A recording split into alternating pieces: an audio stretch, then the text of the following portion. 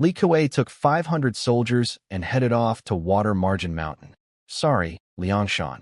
To set up our new bandit outpost. And I do mean bandit.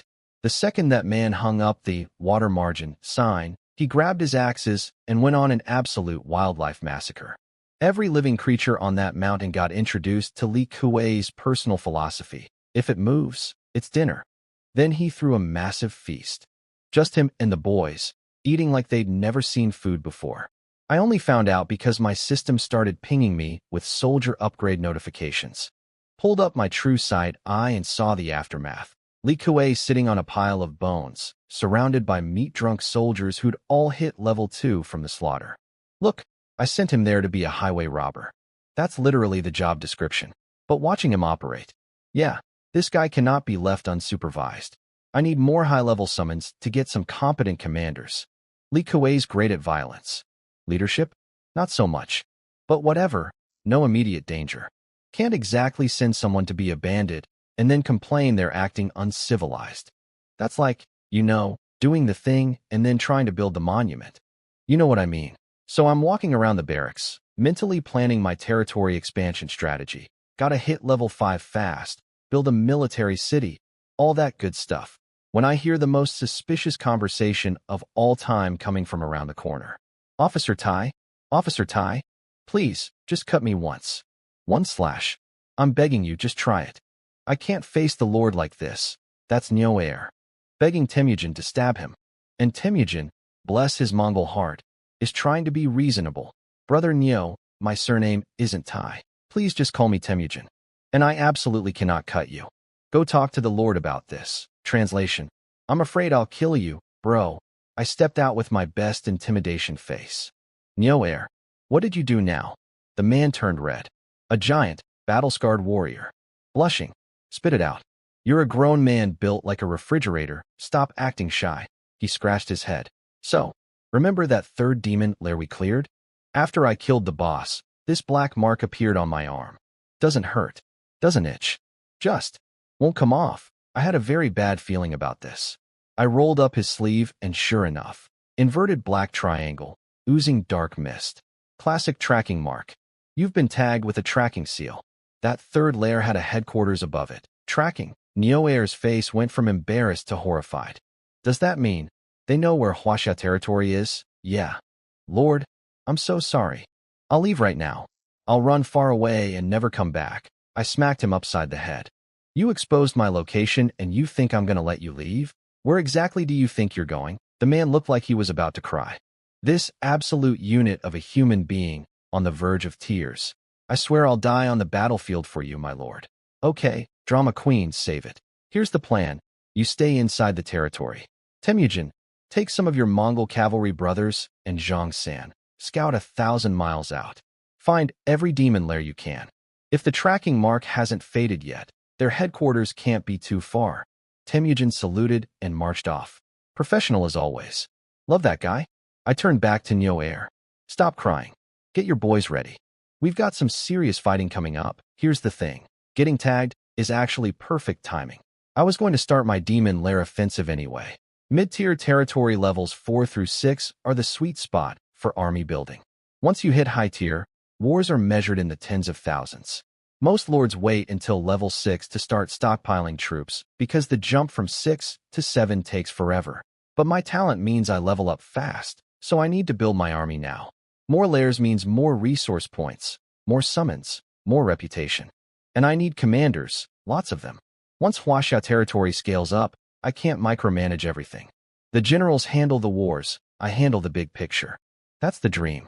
You found out where I live? Cool. That just means your life got shorter. Then my true sight I pinged again. Demon scouts. Already inside detection range. Wow, revenge delivery is fast these days. Amazon Prime couldn't compete. These scouts were higher quality than anything I'd seen before. They kept flickering in and out of visibility, some kind of stealth skill.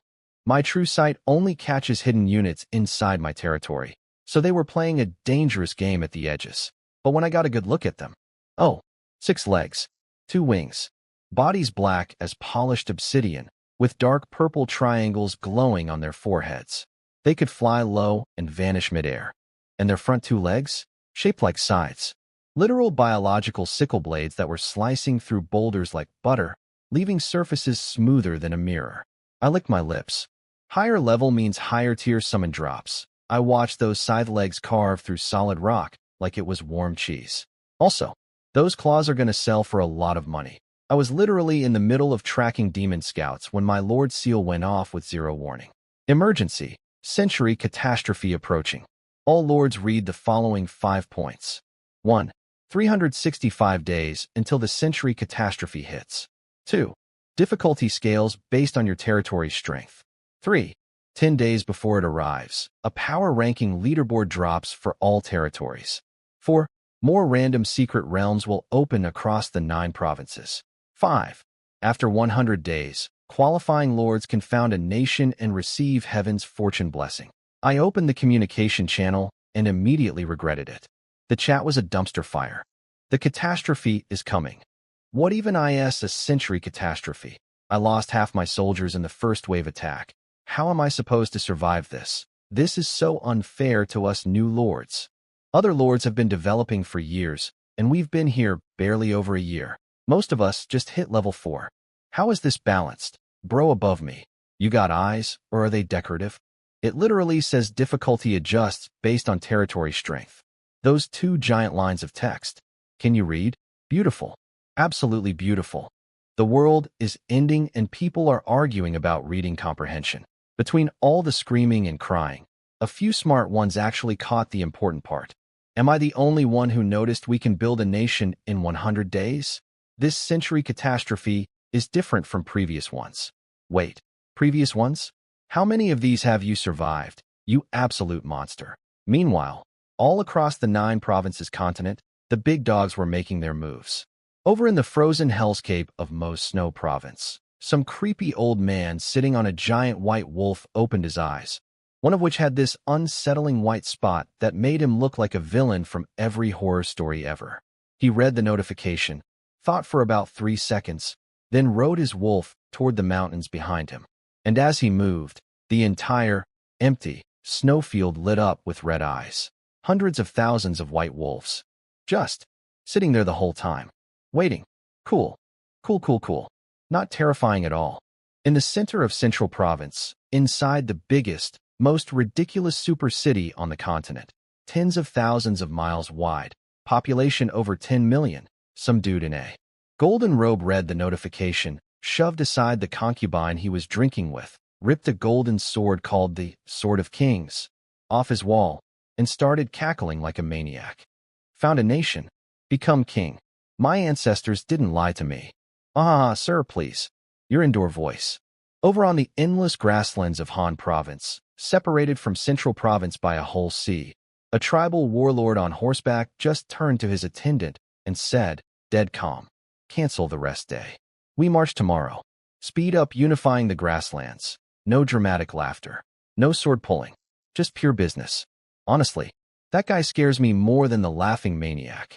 Every major region, Green Province, Thunder Province, Cloud Province, the 100,000 Mountains, the Endless Ocean, the Shattered Star Archipelago, the heavy hitters were all mobilizing. Previous century catastrophes were apparently just massive beast and demon attacks you had to survive. But this one was different. There was the mysterious leaderboard nobody understood yet. And then the big one. Found a nation. Receive heaven's fortune. See, lords on this continent have always just been lords, big ones and small ones, fighting over territory. But now you could become a king. With divine backing. Small lords were terrified. Big lords were licking their chops. And me? The transmigrative? I saw what nobody else seemed to be saying out loud. This world is about to go absolutely insane.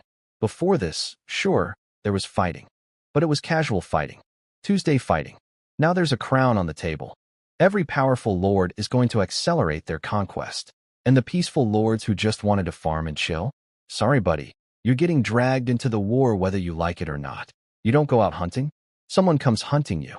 Total chaos. Unavoidable. All I can do is use my talent to develop fast, build up strength, and make sure when this storm hits, my people survive it. Oh, and it's not just humans who got this memo. Deep underground in the western regions, the Goblin King, wearing an orange robe and a faded crown, was addressing his purple-robed and red-robed goblin nobles. Our buddy Luo was right there, kneeling with the rest. "You've all received the news," the Goblin King said. "This opportunity to become a true king isn't limited to human lords. All races on the continent qualify. The goblin race once tamed dragons. I expect us to seize this moment. Send our people out. Build relationships with human lords and native powerhouses. I don't want to hear bad news about our race." Dismissed. "Yes, Father King." Then the old goblin just started laughing to himself. "King." "Yes, King." Luo walked out in silence, ignoring his goblin siblings, clutching his crystal and thinking thoughts I couldn't read. That little guy is always scheming something. Meanwhile, in demon territory, some demon lord was lounging around stroking a succubus's face when his commander asked, "My lord, the humans will start fighting each other now. Should we launch a massive attack?" The demon lord, still staring dreamily at the succubus. "Something this beautiful deserves more watching time. Order all demon leaders to pull troops back 100 miles from the Great Wall." "But, yes, my lord." "Oh wait, one more thing." The commander turned back. The demon lord flicked his finger. The commander's head popped clean off his body and hit the floor. "From now on, call me Demon King. You may leave." YSSIR. The headless commander, still alive somehow, because demons are built different, picked up his own head, tucked it under his arm, walked out, coughed up a mouthful of black blood from the severed head, lost his human disguise, reverted to his true demon form, and had to be carried away by servants. Management style, aggressive. HR complaints, 0, because HR is also decapitated. And somewhere by a great river, a white-haired old man in a straw rain cloak released a 3-foot fish back into the water, reeled in his fishing rod, which had no hook on it, and walked off into the distance. Deep in the 100,000 mountains, a young man in simple cloth clothes and cloth shoes looked up at the flickering stars. This day has finally come. Yeah, cool. Very mysterious. Very dramatic. Meanwhile, I'm over here with a guy who has a demon tracking mark on his arm, scythe-legged bug monsters circling my territory, in 365 days until the apocalypse. No pressure. While the entire 9 provinces continent was losing its collective mind over the century catastrophe announcement, I was over here doing what I do best, making moves. "Temujin, take your guys and wipe out that shadow mantis lair." "Yes, my lord." These past few days, Temujin and Zhang San had been running all over the place scouting the area around my territory. My map had expanded massively. Zhang San, blessed that meticulous little scout, had marked every demon lair, beast nest, location, level, and estimated strength with the precision of a man who genuinely enjoys spreadsheets. The target today? Those creepy shadow mantises that sent scouts to my doorstep. Born assassins, high attack, insane speed, stealth abilities, and at least level 5 or higher since they had subordinate lairs under them. Oh, and they're the ones who slapped that tracking mark on Yoair's arm. So this was personal and strategic. With the century catastrophe clock ticking, I couldn't afford to slow down. Hit the mantises first, then just keep swinging through every layer on the map. War after war after war. 1 year sounds like a lot, but for what I needed to accomplish, every single day mattered. My biggest problem right now was resources. Not enough of anything. Not enough people, not enough soldiers, not enough money. My self-production capacity wasn't going to magically jump overnight. Only option? War economy. Take what I need from demon lairs. The 3 lairs I'd already conquered were generating 100,000 resource points daily, every single point going straight into the barracks to pump out soldiers. Hella's blacksmith shop was bringing in decent income too, which I funneled into infrastructure. But there was a bottleneck. Enchanted weapons were selling like crazy. Infinite demand, never enough supply. Problem was, I didn't have any special attribute materials for Hella to work with. Remember that frost blade we made to kill the purple-skinned demon rat? I had to buy the ice attribute or from other lords through the trading panel, give it to Helu, let him forge the enchanted weapon, then sell the weapon at a higher price. Middleman economics. It worked, but buying specialty or at premium prices was eating into my margins. I'd sent people to survey 100 miles in every direction looking for mineral deposits. Found absolutely nothing. Not even regular or, let alone the special attribute stuff. My territory was sitting on geological emptiness. Just dirt all the way down, apparently. So for now, the play was, buy expensive or forge expensive weapons, sell even more expensive weapons. Not elegant, but profitable. My lord, Helu the blacksmith requests an audience. Send them in. Speak of the devil. I was literally just thinking about how to squeeze more money out of Helu's operation. And here he comes walking through the door. 3 Helu, the lead 1+2 assistants, bowing with fists clasped. What brings you here? The lead Helu waved his hand. The 2 behind him stepped forward and presented me with 2 blood-red stones. I picked them up, turning them over in my hands. Weird texture. Deep crimson. Almost pulsing. My lord, I found these unusual mineral stones by the lake within our territory. I searched through every ancestral text I have, and I've confirmed. These are bloodthirst stones. Purple grade mineral. I nearly dropped them. Purple grade? In this world, everything gets ranked the same way as summons. And purple grade minerals? That's the kind of wealth that makes even high-level lords drool. 1 second I'm stressing about not having special ores. The next second, my own blacksmith walks in and tells me there's a purple-grade mineral deposit in my own backyard. If this isn't the universe handing me a pillow right when I'm about to fall asleep, I don't know what is. Show me. Now, I practically dragged Helu to the lake. My lord, see those red stones along the shore? Now look down. In the shallow water, you can see deep crimson cracks running down into the lake bed. I looked. Sure enough, dark red fissures spreading across the bottom of the lake like veins, disappearing into the depths.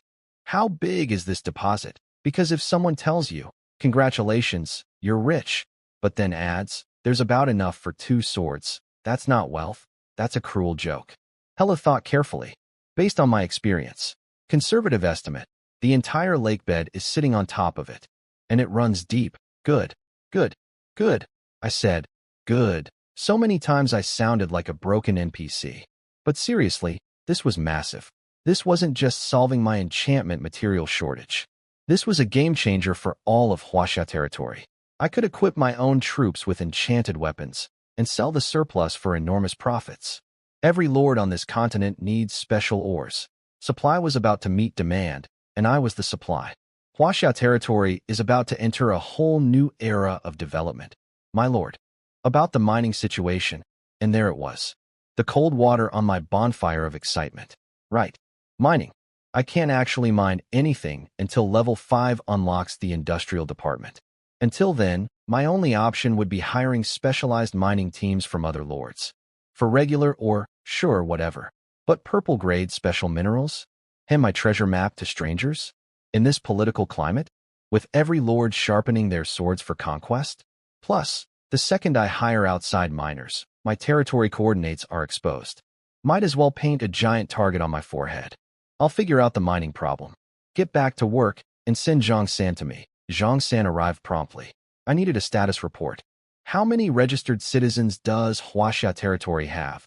Not counting soldiers. My lord, with the recent influx of merchant caravans, adventurers, and natives, plus the 1,800 people we rescued from Red Fong Stronghold who've all been registered. And after screening all new applicants, current registered population stands at 5,000. 5,000. Not bad for a few days. But level 5 required 20,000 citizens. I wasn't even close. Zhang San read my face and offered, should we lower the citizenship requirements? That would increase numbers quickly. Huh. Lower the requirements. Yeah, about that. See, getting citizenship in Huaxia territory was basically harder than getting into an Ivy League school. Sure, Qian's intelligence bureau would dig into your family history going back 18 generations. First, to make sure you weren't a spy from another lord or some demon collaborator. Second, because I firmly believe that more people doesn't mean better people. I'd rather have a smaller population of decent folks than a massive one full of troublemakers. Imagine leading your army into battle and getting a notification that your own territory is on fire because some idiot you let in decided to start problems. I'd rather die.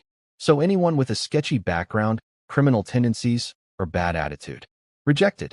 People were literally calling Huaxia territory the hardest place on the continent to get citizenship. But the benefits were incredible. I'd basically imported free universal education and social welfare from my previous life. So once you were in, life was pretty great. Population isn't something we can rush. Keep the standards.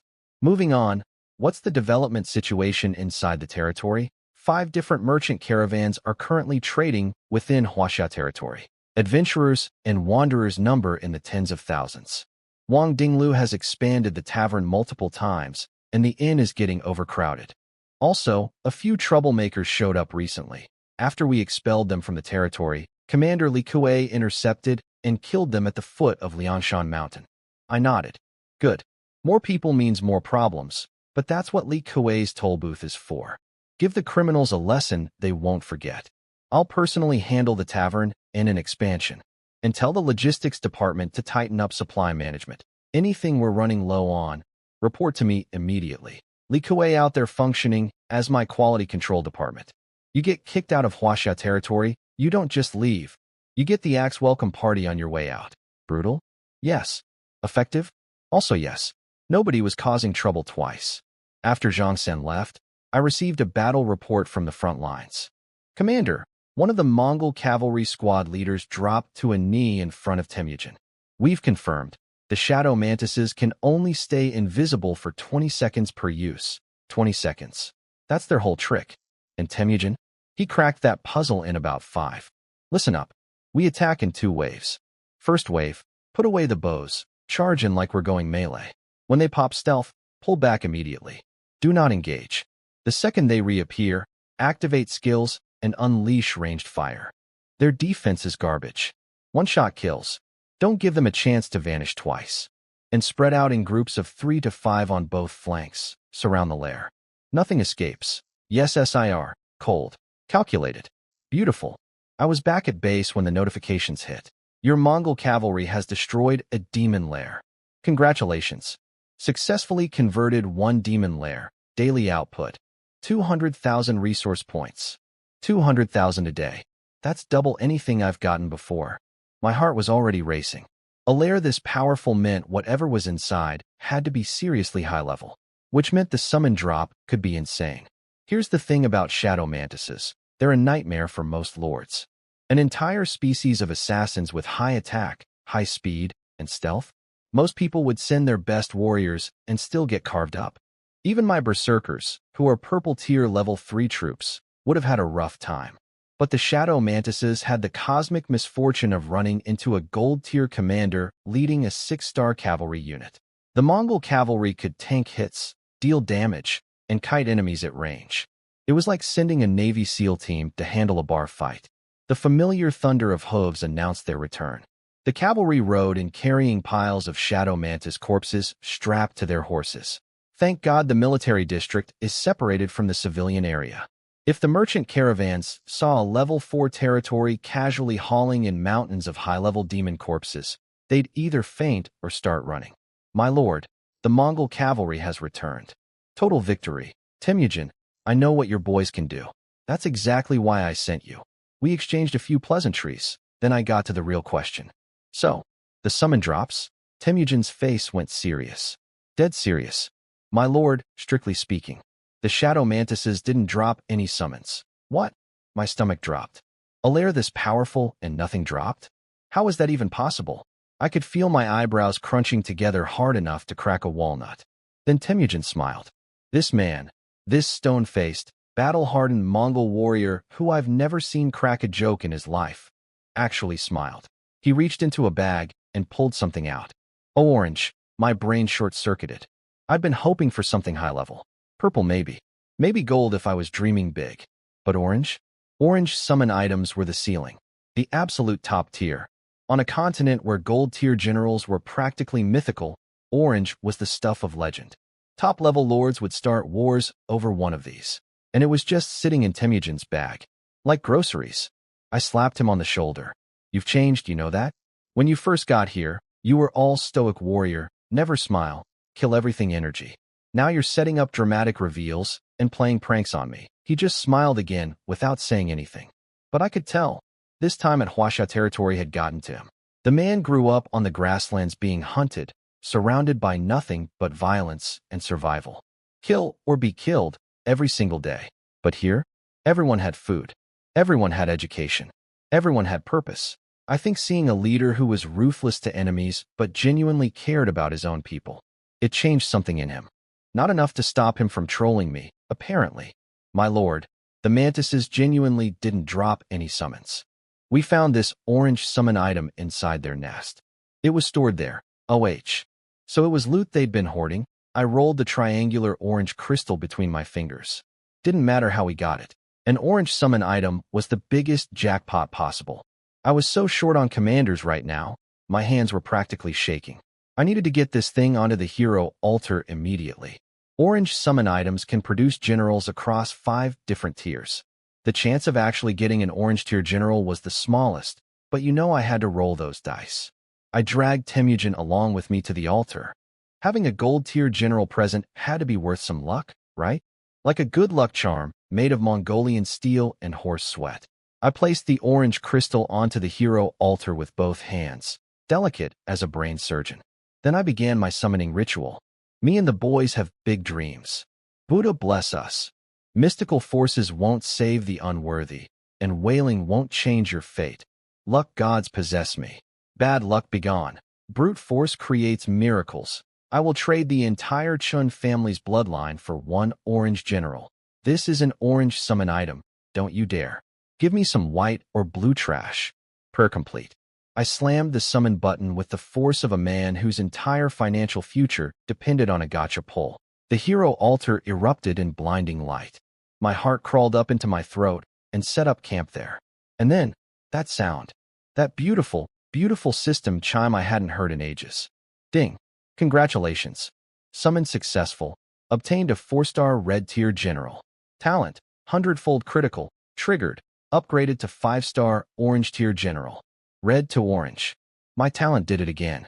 I put in an orange crystal, got a red general, and my busted cheat ability said, "Nah, let me fix that for you," and maxed it out. 5 stars. Orange tier. The rarest thing on this entire continent. Just casually sitting in my summoning altar like it was no big deal. The hero altar flashed white, and out stepped a young man in fancy robes with long black hair. His face had this cold, calculating look, like he already knew every move you were going to make before you made it. The second he appeared, he smirked and said, "This world. Who knows whose it will become?" Then he walked down from the altar, bowed, and introduced himself. "Sima E greets the Lord." My jaw hit the floor. Sima E?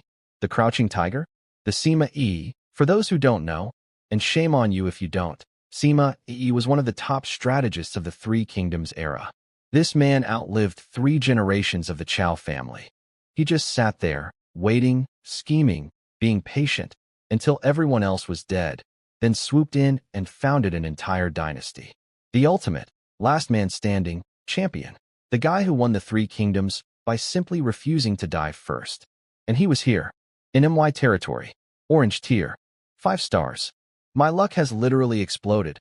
I pulled up his stats and nearly passed out. Attack, 2,000. Defense, 2,000. Can command 600 soldiers. Intelligence, 800. Classified as peerless strategist. Political ability, 1,000. Diplomacy, 1,000. But the skills. Oh, the skills. First skill, genius. After Sima Yi's forces destroy an enemy unit, he automatically discovers 2 more enemy units nearby and gets complete intelligence on them. Location, strength, composition, everything. Just handed to you on a silver platter. No scouting needed. No guessing. Beat 1 enemy. Immediately know where the next 2 are and everything about them. Do you understand how broken that is? With the century catastrophe coming in a year, and my talent letting me speedrun territory upgrades, this skill alone was worth the orange crystal.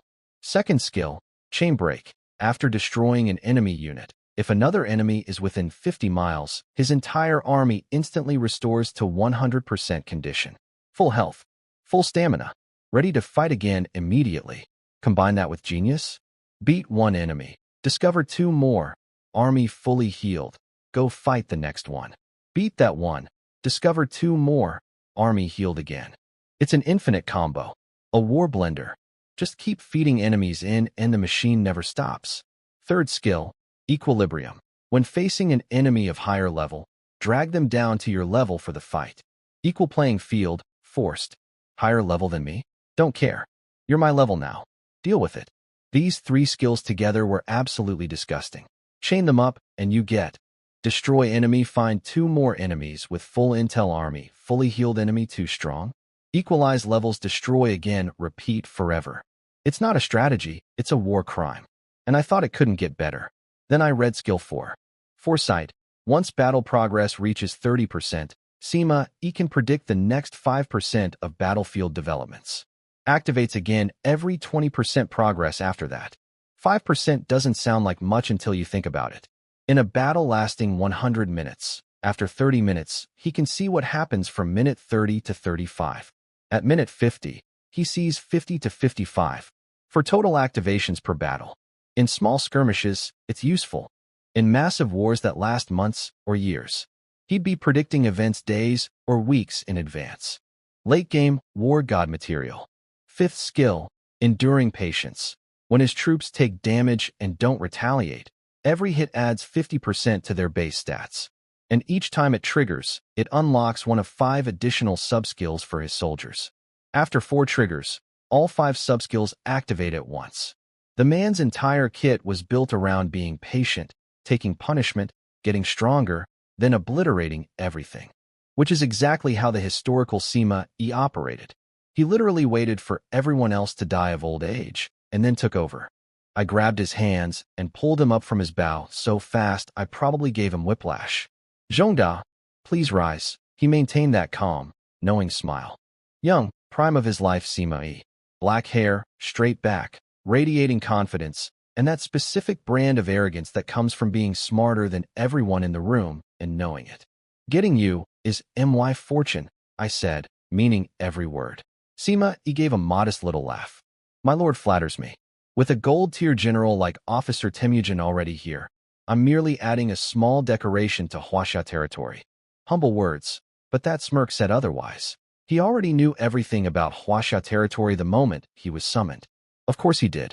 He's Sima E. Zhongda, you're too modest. Huaxia territory is desperate for a peerless strategist like you. And I wasn't exaggerating. Temujin was incredible on the battlefield, but he was a warrior, not an administrator. The berserkers were attack-type troops. My big summon hall gave me Li Kuei's bandit squad. Emphasis on bandit. The closest thing I had to an administrator was Zhang San, a scout captain I'd been forcing to do paperwork. I'd been drowning in internal affairs. Territory management, population logistics, trade regulation, infrastructure planning, all on me. I had 9 cat-eared maids at home and hadn't even had time to look at them properly. That's how busy I was. 9 cat-eared maids. And I was too busy doing paperwork. But now, a peerless strategist with maxed-out political and diplomatic abilities who could serve as military advisor on campaigns and handle government affairs at home. I was so excited I almost started crying. Sima E. Present. I hereby appoint you military strategist of the barracks and administrative officer. I accept with gratitude, my lord. Look, Huaxia territory was only level 4. The official positions available were embarrassingly limited. Giving Sima E. a 5-star orange-tier legendary strategist. The title of barracks advisor/paperwork guy was like hiring Einstein to teach kindergarten math. But it was all I had right now. Don't worry, Zhongda. I'll get you a title worthy of those skills soon enough. Just, please, take some of this paperwork off my desk. I'm begging you. Sima E. got to work immediately. The second I gave him his appointments, the system notifications rolled in. Your new administrative officer increases construction speed by 20%. Your new military strategist boosts all soldier base stats by 10%. Better bonuses than Eugene across the board. So Eugene got bumped down to disciplinary duty. Sorry, buddy. You've been outranked by a man who literally ended the 3 kingdoms by being more patient than death itself. Eugene took it well, though. Just quietly went to go yell at soldiers about their posture or whatever. Now came the important part, filling Sima Yi's roster with his personal troops. Here's how it works. Temujin, being a 6-star gold general, can just convert regular soldiers into Mongol cavalry for free. Because of course he can. He's broken. But everyone below 6-star gold has to use their own personal barracks and spend resources to produce specialty troops. Sima Yi's soldiers? 5-star troops. 3,000 resource points per soldier. 600 soldiers to fill his command capacity. That's 1.8 million resource points. I stared at that number for a solid minute. My wallet was screaming. But then I thought about it.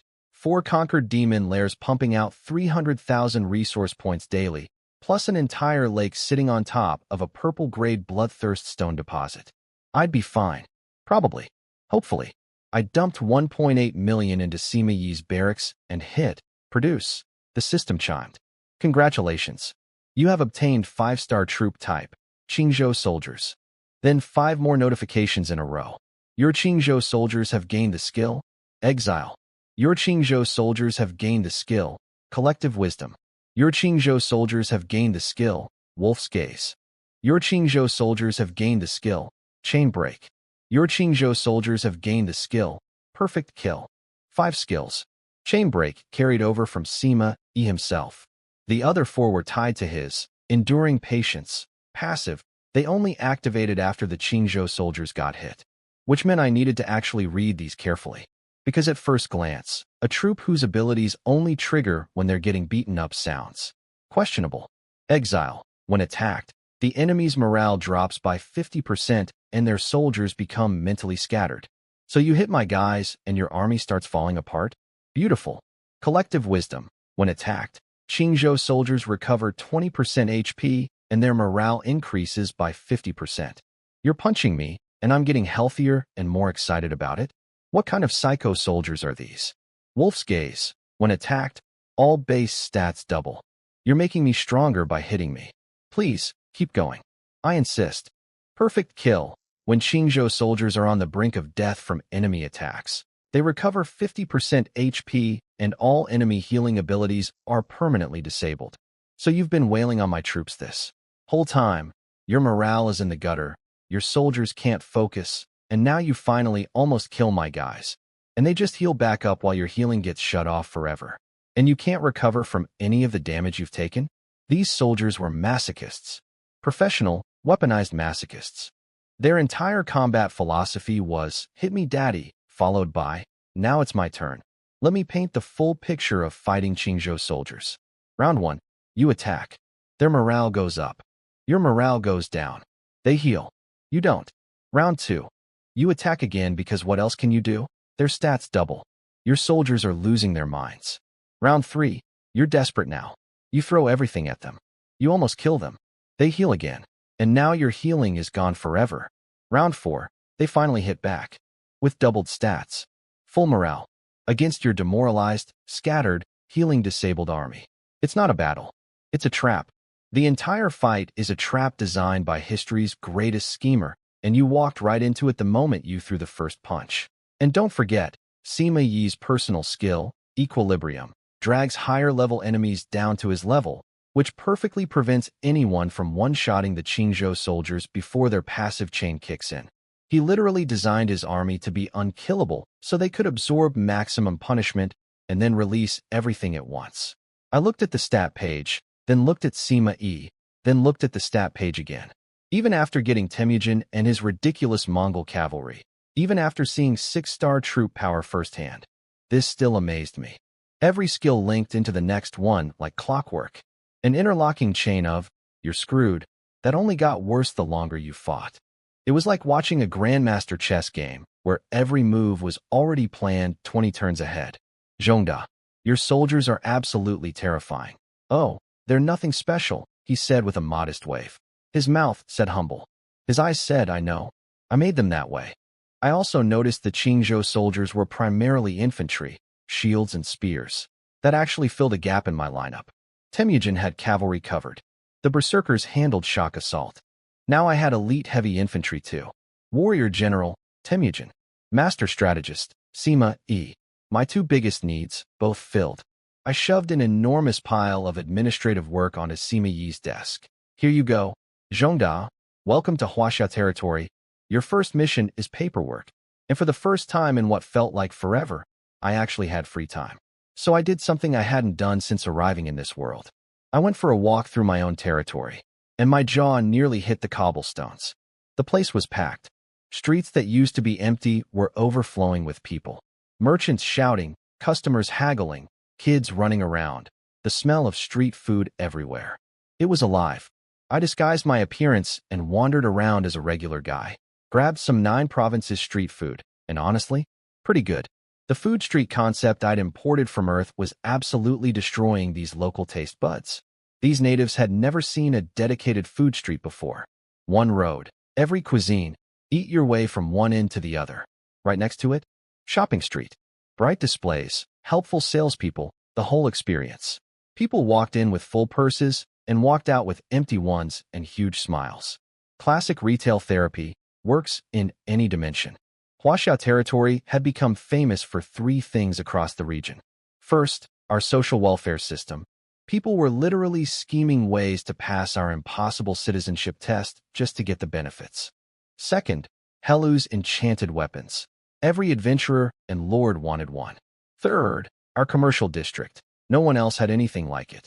All 3 working together created a pipeline.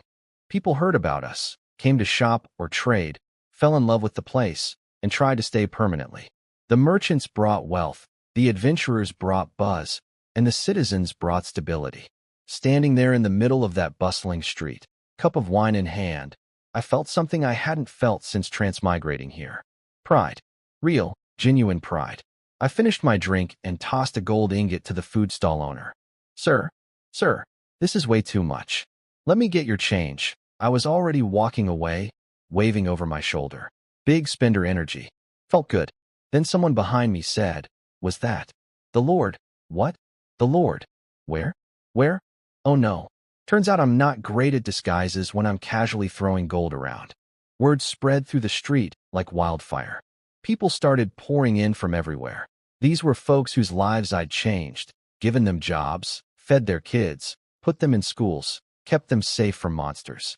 And their Lord was apparently a mythical creature they'd heard about, but never actually seen. It's really him. It's really the Lord. Then one father grabbed his son, shoved the kid to his knees, and started yelling, "Bow. This is the man who saved your father's life. You eat meat every day and go to school because of him." Bonk, bonk, bonk. 3 full kowtows from the kid without hesitation. And that opened the floodgates. One person knelt, then 10, then the entire street was on their knees, crying, thanking me, swearing eternal loyalty, offering to be my servants forever. This was not the plan. I came out here for street food, not a coronation ceremony. I activated my level 4 Lord base stats and sprinted out of there. Regular civilians couldn't keep up with my speed, thankfully. I escaped like a man fleeing his own surprise birthday party. But apparently even after I left, the kneeling didn't stop. When word got out that the Lord had visited that specific street, families from all over the territory came to kneel there too. It went on for 5 straight hours. They turned my lunch break into a holiday. I thought today was going to be my day off. My first day off. I was going to drink tea, relax, maybe actually breathe for once.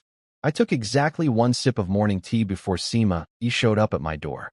"Zhongda, it's barely dawn. What's wrong?" "Internal affairs problems already." He bowed politely. "Apologies for the early disturbance, my lord. But no, the internal affairs are handled. I finished everything last night by candlelight. Just a few decisions that need your personal approval. I'm here about something else." I almost spit out my tea. "Wait. Back up. You finished everything. Let me explain what everything means." I had given this man a week's worth of backlog. And not simple stuff either.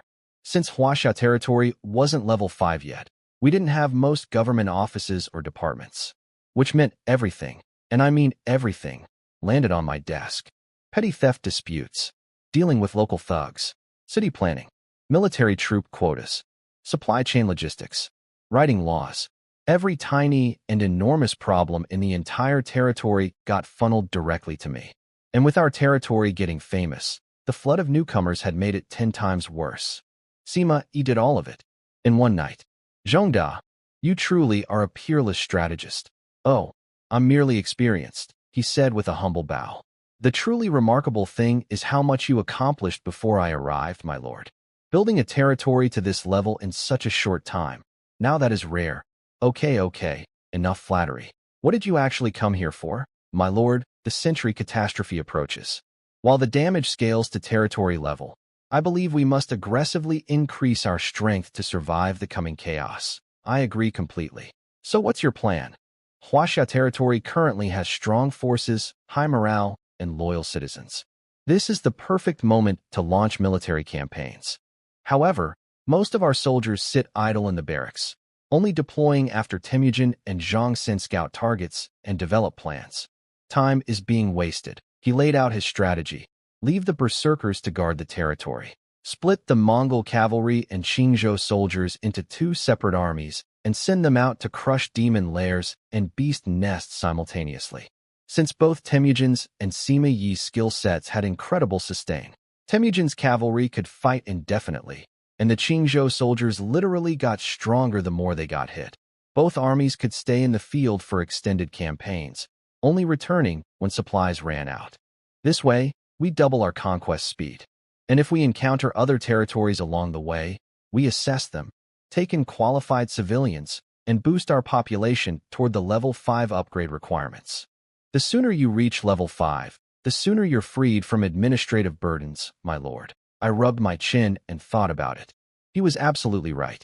I'd been so buried in paperwork that my military had been sitting around doing push-ups in the barracks. Now that Sima Yi was handling governance, I had no excuse not to go on the offensive. But more importantly, his words made me realize something uncomfortable. I'd been getting cocky. My talent was so overpowered that I'd started thinking I was untouchable. But the only lords I'd been comparing myself to were other level 4 territories. That was like a high school basketball player feeling invincible because he dunked on middle schoolers. The real players, the high-tier and top-tier lords, commanded armies of hundreds of thousands. Their logistics alone would crush my entire territory. Even with Temujin and Sima Yi, if a major lord came knocking right now, I'd get flattened. Not because my generals were weak, but because I simply didn't have enough stuff. Not enough soldiers, not enough supplies, not enough infrastructure. Level was the foundation of everything.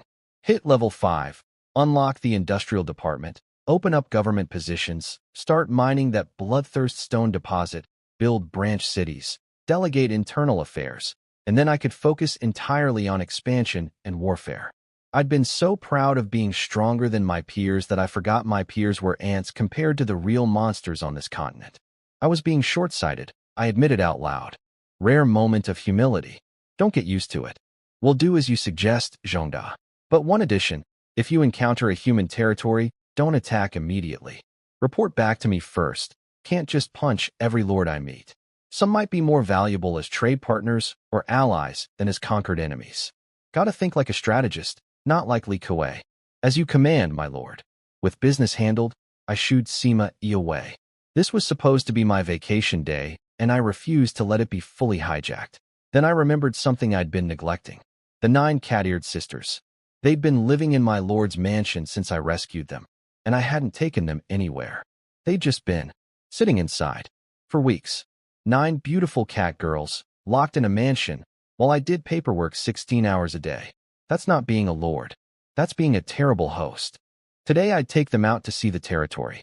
But first, disguise.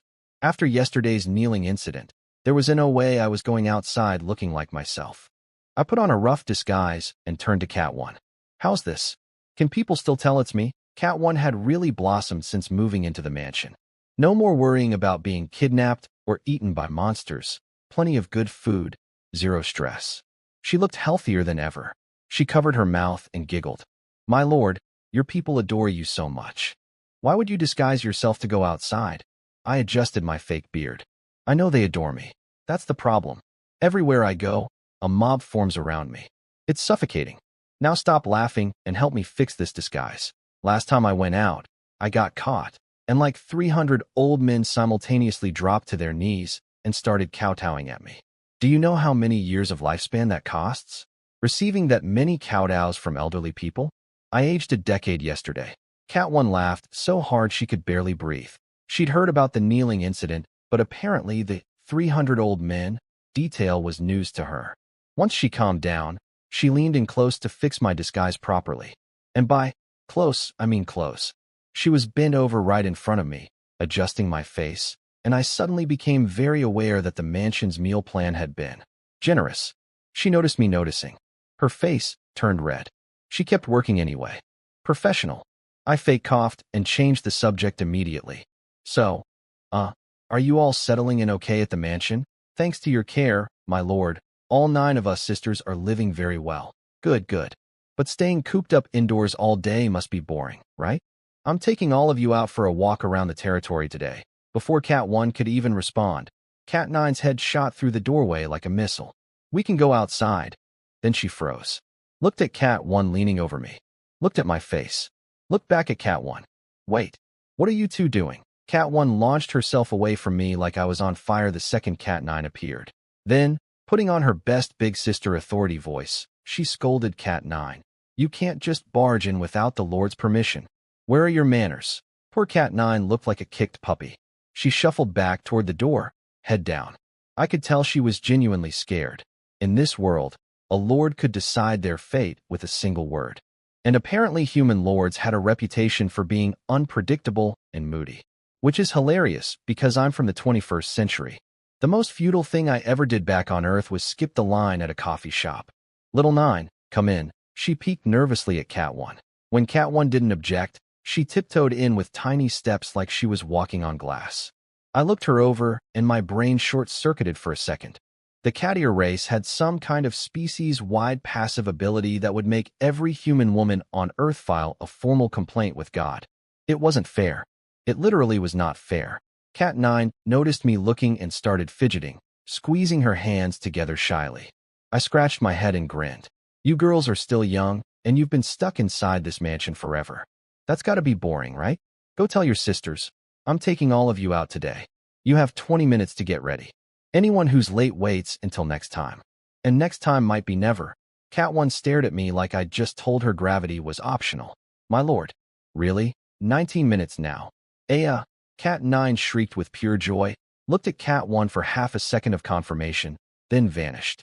I'm talking gone. Poof. Afterimage. I have level 4 Lord physical stats, and I genuinely don't think I could have caught her. Cat people, man. Built different. After Cat 9's sonic boom faded, Cat 1 stood there with red eyes. She bowed deeply. Thank you, my lord. I ruffled her hair. Go get ready yourself. Can't walk out the door looking like a crying mess. Can you? She laughed through her tears, wiped her face, then said something she'd never said before. This servant still needs to finish the Lord's disguise. This servant. First time she'd used that term with me. Something about it hit different. I put on my serious face. If you walk out with me, you represent my image. You think I'm going outside with someone who looks like she just watched a sad movie? She froze for a second, then realized I was joking. She smiled and bowed again. This servant will follow the Lord's arrangements. At the doorway, she turned back for one more look at me. I was already back at the mirror, struggling with my fake beard. Go, go, go. I'm not waiting for you. Since I was going out with 9 girls, I deliberately showed up 10 minutes late. Because I've learned one universal truth that transcends dimensions. Women are never ready on time. Except they were. All 9 of them, lined up in a perfect row at the entrance. 9 different styles, 9 different flavors of stunning. It was like walking into a 6A-rated scenic attraction made entirely of beautiful women. I adjusted my magnificent fake beard, puffed out my chest, and swaggered up to them with maximum big boss energy. Tossed my money bags to 2 plainclothes Qingzhou soldier bodyguards. Then I walked up to Cat 1 and Cat 9 and held out both arms, elbows bent. Cat 9 bounced over immediately, grabbing my right arm with a giggle. Cat 1 did a graceful little hair flip, then elegantly took my left arm. I tilted my chin up. Let's roll. The other 7 sisters fell in behind us, trying not to laugh out loud, and failing. Picture the scene from the street's perspective. A big, rugged-looking man with a wild beard, walking like he owned the entire continent, with 2 jaw-dropping beauties on his arms, 7 more following behind him, and 2 intimidating bodyguards flanking the group with comically oversized money bags. Everyone on the street was whispering. Must be some rich noble's son from a major territory, here on vacation. And I played that role perfectly. Whatever the girls looked at, wanted, tasted, or even glanced at for more than 2 seconds, bought. Everything. The 2 bodyguards were holding money bags the size of school backpacks, and I was emptying them with zero hesitation. I wanted every person on that street to know that yes, I was indeed a newly rich man with absolutely no financial self-control. We spent the entire day wandering every corner of Huaxia territory. All 12 of us. The Cat sisters were glowing with happiness, arms full of shopping bags. I was exhausted, but seeing them this excited kept me going for a few more hours. When night fell, the girls were crowding around a snack stall, and I sat down nearby with a cup of tea. I watched the evening crowd drift past, adventurers mostly, since Huaxia territory was still new enough that we attracted more wanderers than established merchants. I was people-watching with casual amusement when one of my Qingzhou bodyguards leaned in close. "My lord, we're being followed." My eyes narrowed instantly. Huaxia territory was known for excellent public safety. I'd barely flashed some money around for one day, and someone was already tailing me? In MY territory? That was a direct insult to my face as lord. I sipped my tea calmly. "Grab him when you get a chance. Find out who sent him. I'll send people to destroy their organization afterward." "Yes, sir." The Qingzhou soldier nodded and melted back into position like nothing happened. As we continued walking, he quietly disappeared from the group. The stalker didn't even realize what happened until there was a dagger pressed against his throat. "Don't kill me. I have something to say to your master." We dragged him to a private room in a nearby restaurant. I sat across from him, face completely blank. He was on his knees, but somehow this guy had the audacity to straighten his back, look at me with contempt, and shove a sealed letter toward me. "Everything I want to say is in here. You'll find it." "Interesting." The Qingzhou guard took the letter and handed it to me. I opened it with zero expression and started reading. The more I read, the darker my face got. Someone had been reaching their filthy hands into MY territory. And not just anyone. Japanese pirates? The second I said that, the stalker's face lit up with the most punchable expression of superiority I'd ever seen. "Yoshi, now that you know who I am, why don't you untie me?" My Qingzhou guard didn't wait for orders. His sword was at the man's neck instantly, drawing a thin line of blood. The arrogance evaporated like morning dew. Mr. Tough Guy's legs started shaking so hard I thought he was going to wet himself. I waved the guard off. "Easy now. Is that how we treat a guest?" "Put the weapon away." The Japanese pirate looked at me with genuine surprise, clearly thinking I was scared of his people. He immediately puffed back up, turned around, and spat on the ground near my bodyguard's feet. "Baka, your master doesn't dare say anything to me, and you put a sword to my neck? Help me up." The Qingzhou guard stared at him with ice-cold eyes. Said nothing. The pirate started turning back to tell me to discipline my subordinate. He didn't finish the turn. My palm connected with his face so hard his ancestors felt it. Then I pulled out my frost dagger, tapped it gently against his cheek, and smiled. "Your people have been hiding on the Shattered Star Islands this whole time. What exactly are you doing in MY Central Province? Let me explain how this world works real quick. Not all humans end up in the same campus dimension. Only people of the same race get grouped together. My dimension was all Dragon Clan people. That's us Chinese. There are also Eagle Clan, Sand Clan, Bear Clan, and a bunch of others. And then there's the Japanese, the Raiwo people. Each race tends to cluster in a specific province. Dragon Clan dominates Central Province, though we're so numerous we've got settlements everywhere. The Raiwo people, who number maybe a tenth of our population, mostly huddle on the Shattered Star Islands. A whole cluster of islands, all Raiwo territory. Now here's the thing about the Raiwo. On the surface, they love to talk about how civilized and cultured they are. Behind the scenes, they're worse than demons. Their treatment of other humans would make actual monsters wince. Back in the day, when Dragon Clan lords were fighting each other in Central Province, because of course we were having a civil war, the Raiwo lords saw their chance. They launched an invasion from the Shattered Star Islands straight into Central Province. Everyone on the continent acknowledged that Central Province was Dragon Clan territory. Didn't matter. They stormed in, seized land, and then committed absolute atrocities. Massacres, torture, things that would make a demon lord say, "That's a bit much." Countless Dragon Clan lords were furious, but the top-level dragon lords were too busy trying not to lose their own civil war to deal with it. So the Raiwo got bolder and bolder.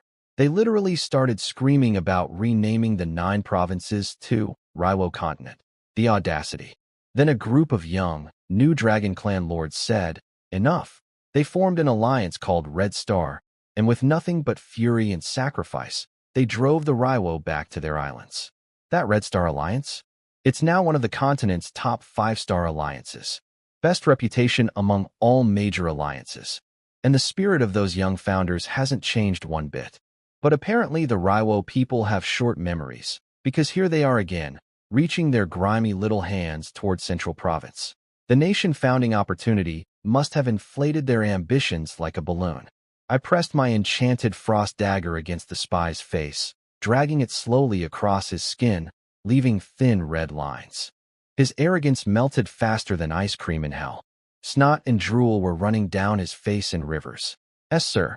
Please, don't be hasty. Ask me anything. I'll tell you everything." I rested the blade tip right at the edge of his eye socket and spoke in my flattest, coldest voice. "I don't repeat myself." He swallowed hard, feeling the freezing metal against his skin. "Migration. It was a city migration. I came here with a commander from the Samurai Alliance. They relocated an entire city here. That tracked. This guy was clearly just a civilian, not a soldier or general. Those are bound by absolute loyalty to their lord. This spineless jellyfish would sell his own mother for 5 more minutes of breathing. But what surprised me was that the Samurai Alliance hadn't just built a branch city nearby. They'd done a full city migration. That meant they picked up an entire developed city, buildings, infrastructure, everything, and physically relocated it to Central Province. That costs an insane amount of resources, and the higher the city's level, the more expensive it gets. What level is the city? S6. Really? I swear it's true. Level 6. Smart move, actually. A level 6 city was the highest tier within intermediate rank. Migrating a level 6 was way cheaper than migrating a level 7, which was the lowest high-rank tier. And once they got here, they could quickly push to level 7 and gain high-rank territory status. Their plan was obvious. Sneak in a mid-tier city at low cost, power level it to high tier, and then start expanding aggressively before anyone strong enough noticed. And with the entire Samurai Alliance backing them up, solid strategy. Evil, but solid. Not a bad scheme, I said with a cold laugh. Then I asked the most important question. Who's the strongest general in that city? I don't know. I pushed the dagger tip slightly into his eye socket. I really don't know. The Lord keeps the military district completely separate, and the Alliance just assigned me to this Lord recently. I don't know his details. I thought about it for a moment. This coward was genuinely too terrified to lie. Fine. What's the city called? What's the Lord's name? The city is Azuchi Castle. The Lord's name is Kamita Jinjiro. Give me 3 more useful pieces of information and I'll let you live. Information. Information. Useful information. The guy looked like he was about to burst into tears trying to think. Azuchi Castle has great infrastructure, and the entertainment district has amazing performers, especially one whose family name is Ao. I slowly increased pressure on the dagger. This was not the kind of useful information I was looking for. As the pain intensified, he finally screamed out something actually relevant. Wait, I have something. Lord Kamita's generals are at least 3-star purple rank or above. I stopped pushing. That checked out.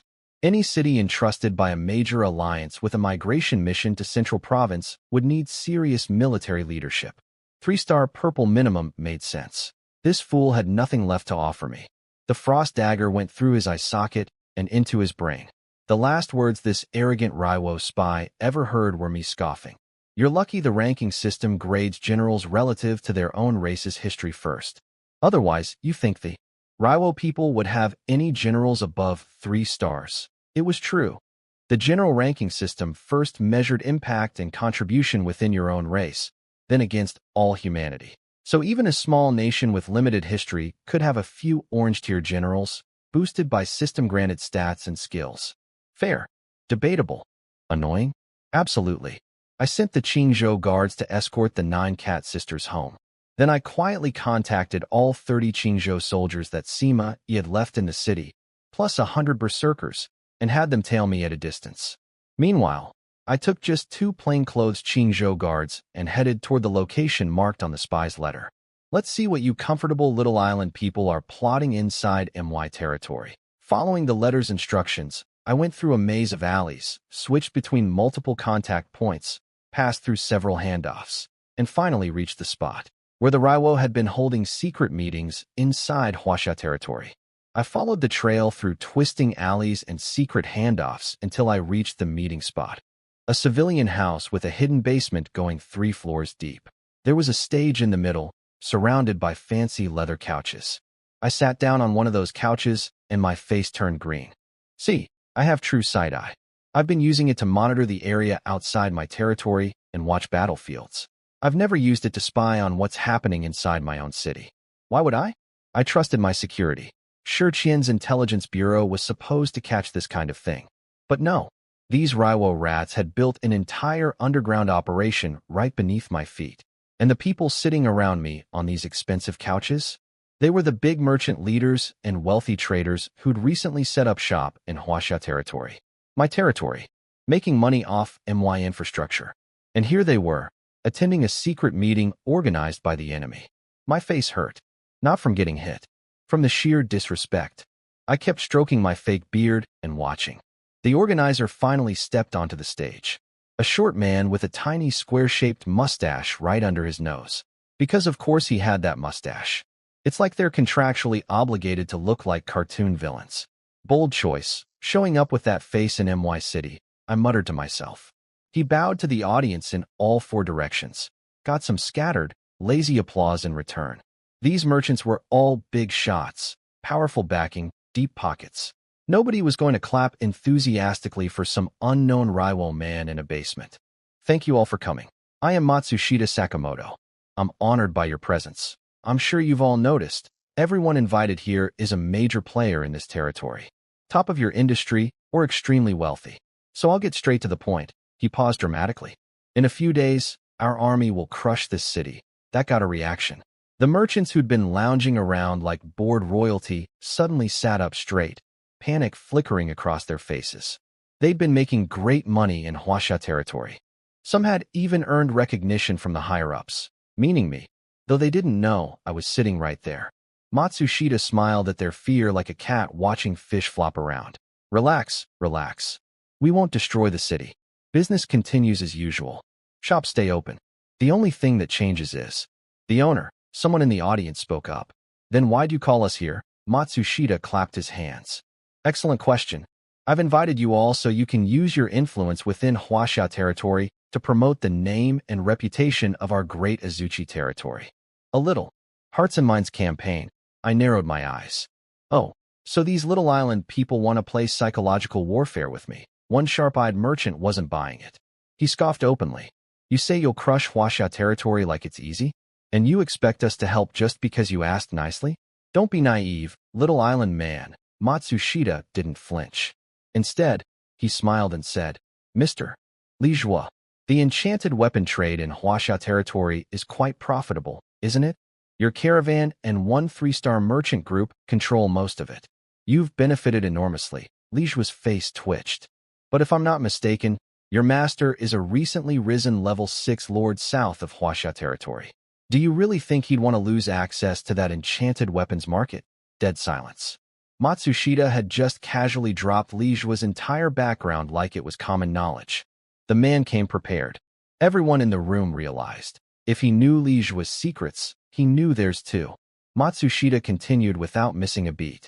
Each of you is the top player in your particular industry within Huaxia territory.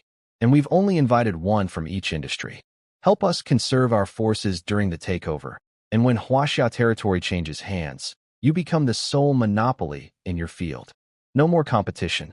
That made eyes light up. These were merchants to the bone, not citizens of Huaxia territory. They didn't care who owned the city. They cared about profit. And a guaranteed monopoly? That was the kind of deal that made businessmen salivate.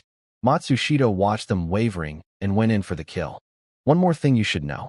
Azuchi territory didn't build here from scratch. We migrated an entire developed city from the Shattered Star Islands. Migrated? Jaws dropped everywhere. A full city migration cost more resources than most of their backers had combined.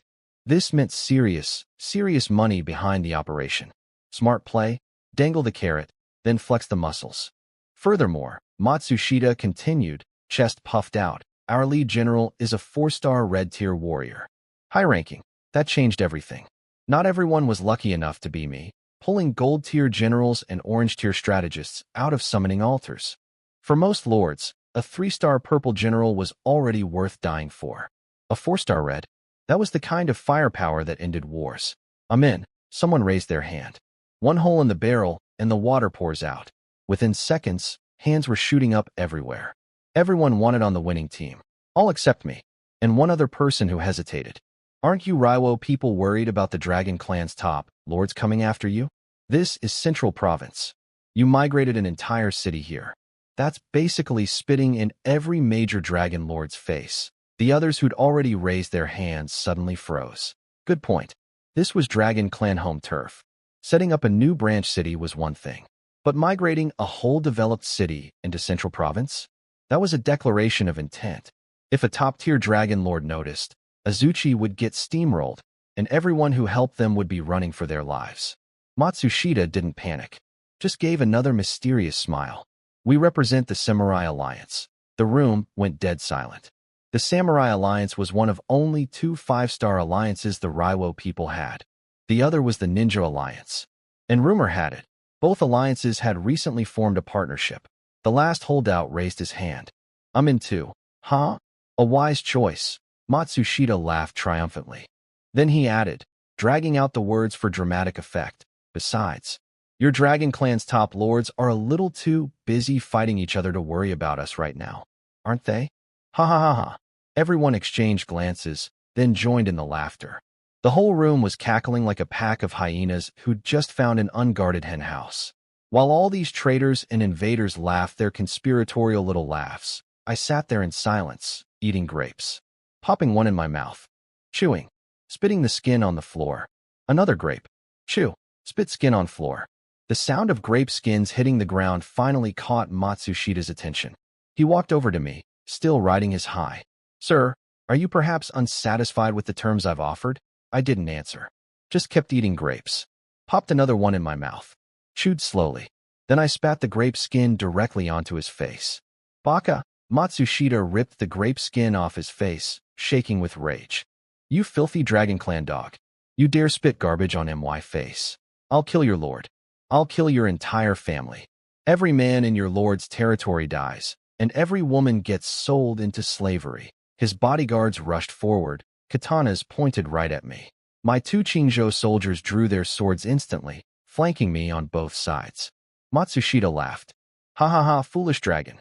My guards are purple tier soldiers. Give up. The merchants heard purple tier and scrambled away from me like I was radioactive.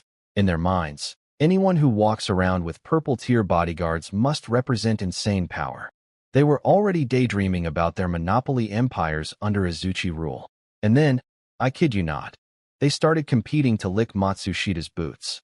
Right in front of me, while I was still sitting right there. Mr. Matsushita, I'll mobilize all my master's connections and channels in Huasha territory to help. Mr. Matsushita, my family offers full support. Mr. Matsushita, I'll start spreading propaganda immediately. Mr. Matsushita, I can put up announcements in all my shops across the territory. Mr. Matsushita, when your lord conquers Huasha territory, I'll personally bring my people to the gates to welcome you. Mr. Matsushita, I can provide inside support for your army when they attack. These people, making money in MY City, eating food grown on MY land, protected by MY soldiers, were falling over themselves to betray me. To a guy with a tiny square mustache standing in MY basement. In MY territory, my face was darker than the bottom of a charcoal mine at midnight. Matsushita was riding so high he could have touched the ceiling. Wonderful. Let me just deal with this rude gentleman first, and then we'll discuss the details. He ordered his 2 purple-tier samurai to raise their katanas at me. Everyone in the room was waiting to watch my head roll. Instead, I completely ignored the swords swinging toward me and kicked Matsushita square in the face. He went down like a sack of rice, clutching his nose in disbelief. His fearsome purple-tier bodyguards? My Qingzhou soldiers killed them each with a single sword stroke. One swing. Done. Purple-tier soldiers, the thing these merchants were so impressed by, turned into floor decorations in under a second. The room went dead silent. Everyone's brain was buffering. I ripped off the fake beard, the disguise, everything. Then I started kicking the daylights out of Matsushita on the ground. Kick. You little, coming to MY territory. Kick. To cause trouble. Kick. And you had the audacity to invite me to watch? Kick. Kick. I gave you face, and you threw it on the ground. 2 more kicks to his actual face for good measure. Then I took a deep breath. Phew. I am normally a civilized, well-mannered young man of excellent moral character. Today you made me swear. That's on you. I turned around. The, the lord of Huaxia territory, every single merchant in that room looked like they'd just swallowed a live fish. Their faces cycled through horror, regret, and the dawning realization that they had just pledged loyalty to the enemy of the man standing in front of them. While he was eyeing the room, I gave them one cold look, then clapped my hands toward the entrance. Dozens of 5-star orange-tier Qingzhou soldiers and over 100 purple-tier berserkers poured in and surrounded everyone. A few more Raiwo purple-tier samurai who'd been hiding inside rooms heard the commotion and rushed out, straight into the Qingzhou soldiers' spears. A dozen of them got shish kebabbed in an instant. The berserkers ran up afterward and added a few stabs just because they could. The merchants were huddled in the corner like scared hamsters. I glanced at them with absolute contempt. Throw this garbage in prison. Shut down every shop they own in Huaxia territory. Seal this place. Nobody leaves. Not a single person escapes. And lock down the entire city. Tear up every floorboard if you have to. Find every single rat hole like this one inside my territory. I turned on my heel and walked out without looking back. I barely had time to calm down before Sima Yi returned with his troops. My lord, I have great news. I sighed. Zhongda, I also have something to tell you. Oh? What has troubled you so? I told him the whole story. The underground meeting, the Raiwo infiltration, the traitorous merchants, all of it. Sima Yi nodded thoughtfully. I should have anticipated this. I waved him off. Don't comfort me. This infiltration started long before you arrived. You've been on the job for one day. This is on me. I treated internal governance like it was simple, and I got burned. Sima Yi offered a measured response. My lord, Huaxia territory's commercial growth outpaced its administrative infrastructure. The government offices aren't fully established yet, but business boomed. That imbalance created the vulnerability. I nodded. You're right. Another reason to level up as fast as possible. Then I remembered something more pleasant. Speaking of which, Zhongda, every few hours today, I was getting victory notifications from your campaign. You and Temujin brought in a massive haul of resources. You flatter me, my lord. The classic humble Sima Yi bow. Now what's this good news you mentioned? He paused for a moment, then said, Actually, my news and your news are about the same thing. The same thing? During my campaign, the last activation of my genius skill detected a human city. My eyes went wide. Sima Yi's voice dropped low. That's right. The Raiwo territory, Azuchi Castle. I burst out laughing. Heaven offered them a stairway, and they chose the highway to hell instead. They walked right into my backyard. You said it's good news, Zhongda. That means you're confident we can take them? Sima Yi gave me that trademark mysterious smile. Said nothing. I leaned in close. Your genius skill reveals all enemy intelligence when it detects them. So tell me, who's their main general? Sima Yi's eyes narrowed, and he spoke in a voice heavy with meaning. The greatest warrior of the Raiwo people. 4-star red tier top commander, Sanada Yukimura. Sanada Yukimura. The greatest warrior of the Raiwo people. I really didn't expect it to be him. I rubbed my chin and dug through my memories from school.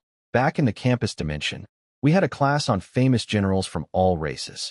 Sanada Yukimura, real name Sanada Nobushige, was one of the 3 great tragic heroes of the Raiwo people. Called the last hero of their warring era, and Raiwo's greatest soldier, lost to Tokugawa Ieyasu, which is exactly why Tokugawa got ranked as a 5-star orange-tier general, while Yukimura only made it to 4-star red. The school class only gave us basic biographical info, though. Histories and achievements. No portraits, no skill breakdowns. So I knew who he was, but not what he could do, which was annoying. While I was racking my brain for every scrap of information, Temujin rode in through the gates. Perfect timing. Both my arms are back. War room, gentlemen. Let's talk. I sat in the center. Temujin on my right. Sima Yi on my left. This was the command lineup I'd been dreaming about since day one. Zhongda, did your genius skill pick up Yukimura's abilities? Sima Yi gave an apologetic smile. My lord, genius reveals city layout, troop types, troop numbers, logistics capacity, the full infrastructure picture. But it doesn't reveal individual general skills. Fair enough. Then give us what you do have on Azuchi territory. Temujin was listening too, though I could tell from his expression that he was deeply unimpressed by this so-called greatest warrior. In Temujin's mind, a man who conquered most of the known world.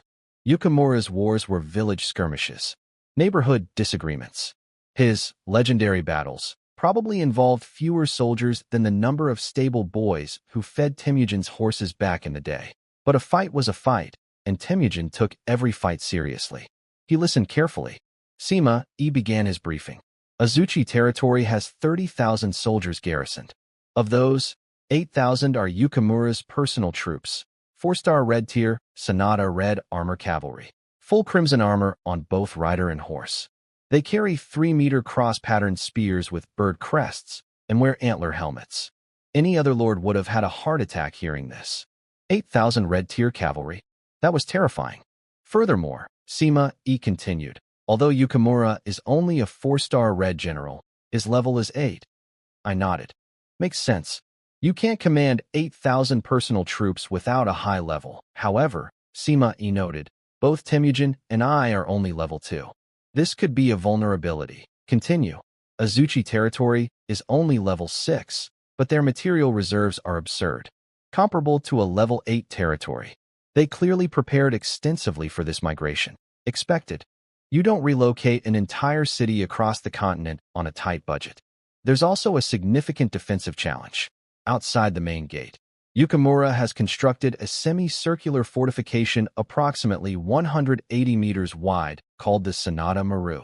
Exits only at the rear and flanks. Triple palisade walls on the exterior. Moat on 3 sides. The red armor cavalry defends from inside. It's an absolute fortress, incredibly difficult to assault head-on. If we avoid the Sonata Maru and attack from the side walls instead, we bypass the fortification but face a harder siege. And inside the city itself, they've channeled lake water through spiral canal networks that separate different districts. Sima sketched everything out on paper as he talked. By the end, Temujin and I had a clear picture. The situation was this. Yukimura was level 8 versus our level 2 generals. He had 30,000 soldiers versus our roughly 3,000.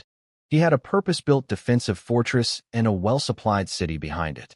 On the bright side, we'd identified that the Sonata Maru fortification was almost certainly one of Yukimura's skills. The red armor cavalry was another. That meant he only had 2 unknown skills left, narrowing down the surprises. Then Sima dropped the real bombshell. My lord, one more thing. Azuchi Castle is holding nearly 100,000 captured civilians, native residents and citizens from conquered Dragon Clan territories. I slammed my fist on the table so hard the wood cracked. Those Raiwo bastards. They've been here barely any time at all, and they've already captured 100,000 of our people from Central Province? Unforgivable. No more deliberation needed. Sima Temujin. Listen up. Present. Temujin. You are the commanding general. Sima you are the military strategist. Take all the Mongol cavalry, all the Qingzhou soldiers, plus 500 berserkers. Tomorrow at dawn, we march on Azuchi territory. This battle has one acceptable outcome. Victory. As you command, my lord. As you command, my lord. I put a hand on each of their shoulders. You two stay here and plan the tactics. I'll personally arrange troop rest rotations and logistics tonight. I walked out and threw myself into preparation. Checked every supply line, every weapon rack, every ration count. Made sure every soldier marching tomorrow was fed, rested, and armed to the teeth. But when I got home that night, couldn't sleep. Tossed and turned for hours. The math kept running through my head. We were outnumbered nearly 10-1. My generals were 6 levels below their opponent. On paper, this looked suicidal. But I had a 6-star gold general and a 5-star orange strategist. Their skills were designed for exactly this kind of impossible fight. Sima Yi's equilibrium could drag Yukimura down to equal footing. The Qingzhou soldiers got stronger the more you hit them. And Temujin's Mongol cavalry had never lost a battle in any lifetime. I chose trust over doubt. These weren't just soldiers following orders. These were legends written into the fabric of history itself. And I was going to pit them against a man whose greatest battles wouldn't even qualify as a warm-up exercise for my guys. Dawn broke. Through my true sight eye, I watched Temujin and Sima lead the army out of the gates. My heart clenched. Just a little. One tiny moment of worry. Then it passed. Because Yukimura might be the greatest warrior of the Raiwo people. But Temujin conquered the world. A village champion versus the king of the planet. The math checked out. At the walls of Azuchi Castle, my army formed up. No point hiding. 30,000 defenders knew we were coming the second we marched. Yukimura was already standing on the battlements in his crimson armor, watching. Temujin sat tall on his massive horse, looked up at the tiny Raiwo soldiers on the walls, and didn't even try to hide his contempt. Fire. The Mongol cavalry's bows, boosted by multiple layers of skill enhancements, had reached absolutely disgusting levels of power. The arrow volley that followed wasn't rain. It was a natural disaster. Azuchi's city walls, supposedly built to withstand siege warfare, started crumbling. Massive chunks breaking off. Structural damage everywhere. Yukimura couldn't stay on the walls anymore. He led his 30,000 troops out through the gates, red armor cavalry at the front, and screamed his battle cry. Let the name of Sanada live forever. Charge. Temujin ordered his cavalry to switch from bows to curved swords. Then he spurred his horse forward, leading the charge head-on into Yukimura's army, and roared with the full contempt of a man who'd conquered continents. A mere village warrior. Break him. I watched the whole thing through my true sight eye from back home, pacing around like a nervous father at a delivery room. Yukimura's decision to charge out of the city was actually pretty smart, for someone who didn't know what he was running into. See, Temujin deliberately avoided attacking the front gate where the Sanada Maru fortress was. Instead, he parked on the side with the tall walls and just started hammering arrows into them. The walls were only level 6 quality, and Mongol cavalry arrows with multiple skill buffs stacked on top were hitting like cannonballs. Chunks of wall were literally falling off. Yukimura had no choice. If the walls broke, he lost his advantage. So he charged out. But here's the thing. He also wanted to charge. From his perspective, the math looked beautiful. He'd scouted every territory within thousands of miles. No high-level lords. No one with a 4-star general or above. His opponent had fewer than 10,000 troops, some cavalry that seemed specialized in archery, some infantry, and some guys who looked like barbarians. His own red armor cavalry were high-level, high-star mounted units. Against archers and foot soldiers, charging was textbook correct. He had numerical advantage. Level advantage. What he thought was star rating advantage. Cavalry versus infantry type advantage. And his fully stocked city right behind him as a safety net. For advantages before the fight even started. Why wouldn't he charge? But you don't deserve to make us retreat back to the city, Yukimura said with a confident smile, leading his 8,000 red armor cavalry forward. This would be his 30th consecutive victory since migrating to Central Province. He was going to show every Dragon Clan lord that the Raiwo weren't village warriors. They were world-class generals. Poor guy? He had no idea he was charging directly into a meat grinder designed by history's greatest strategist and operated by history's greatest conqueror. Temujin didn't flinch. Instead of retreating from the cavalry charge like any sane archer-type unit would, he ordered his Mongol cavalry to switch to curved swords and charge right back. Foolish dragon general, Yukimura screamed. Your head will mark my 30th holy victory. The instant the two cavalry forces closed distance, Temujin activated Grand Unification. Enemy combat state, scrambled. Own army attributes, doubled. Yukimura felt the shift immediately. His soldiers were wobbling. Something was wrong. To his credit, he reacted fast. He was a top-tier 4-star red general for a reason. He bellowed his battle cry. Let the name of Sanada live forever. His soldiers snapped back to normal. Morale surged. Another one of his skills, a rallying cry that restored and boosted his troops. Two armies, neither had touched each other yet, and they'd already traded skill activations. This was high-level warfare. Temujin arranged the formation perfectly. Mongol cavalry as the spearhead, berserkers in the center, Qingzhou soldiers on both flanks and the rear. Maximum offense up front, minimum casualties overall. The berserkers were the weakest of the three, though weakest among my troops still meant above average by continental standards. The two forces crashed together. For the first time ever, the Mongol cavalry didn't come out unscathed. Yukimura's red armor troops were significantly higher level, and several of my riders took wounds during the initial clash. But nobody died. Yukimura, on the other hand, looked like someone had slapped him with a fish.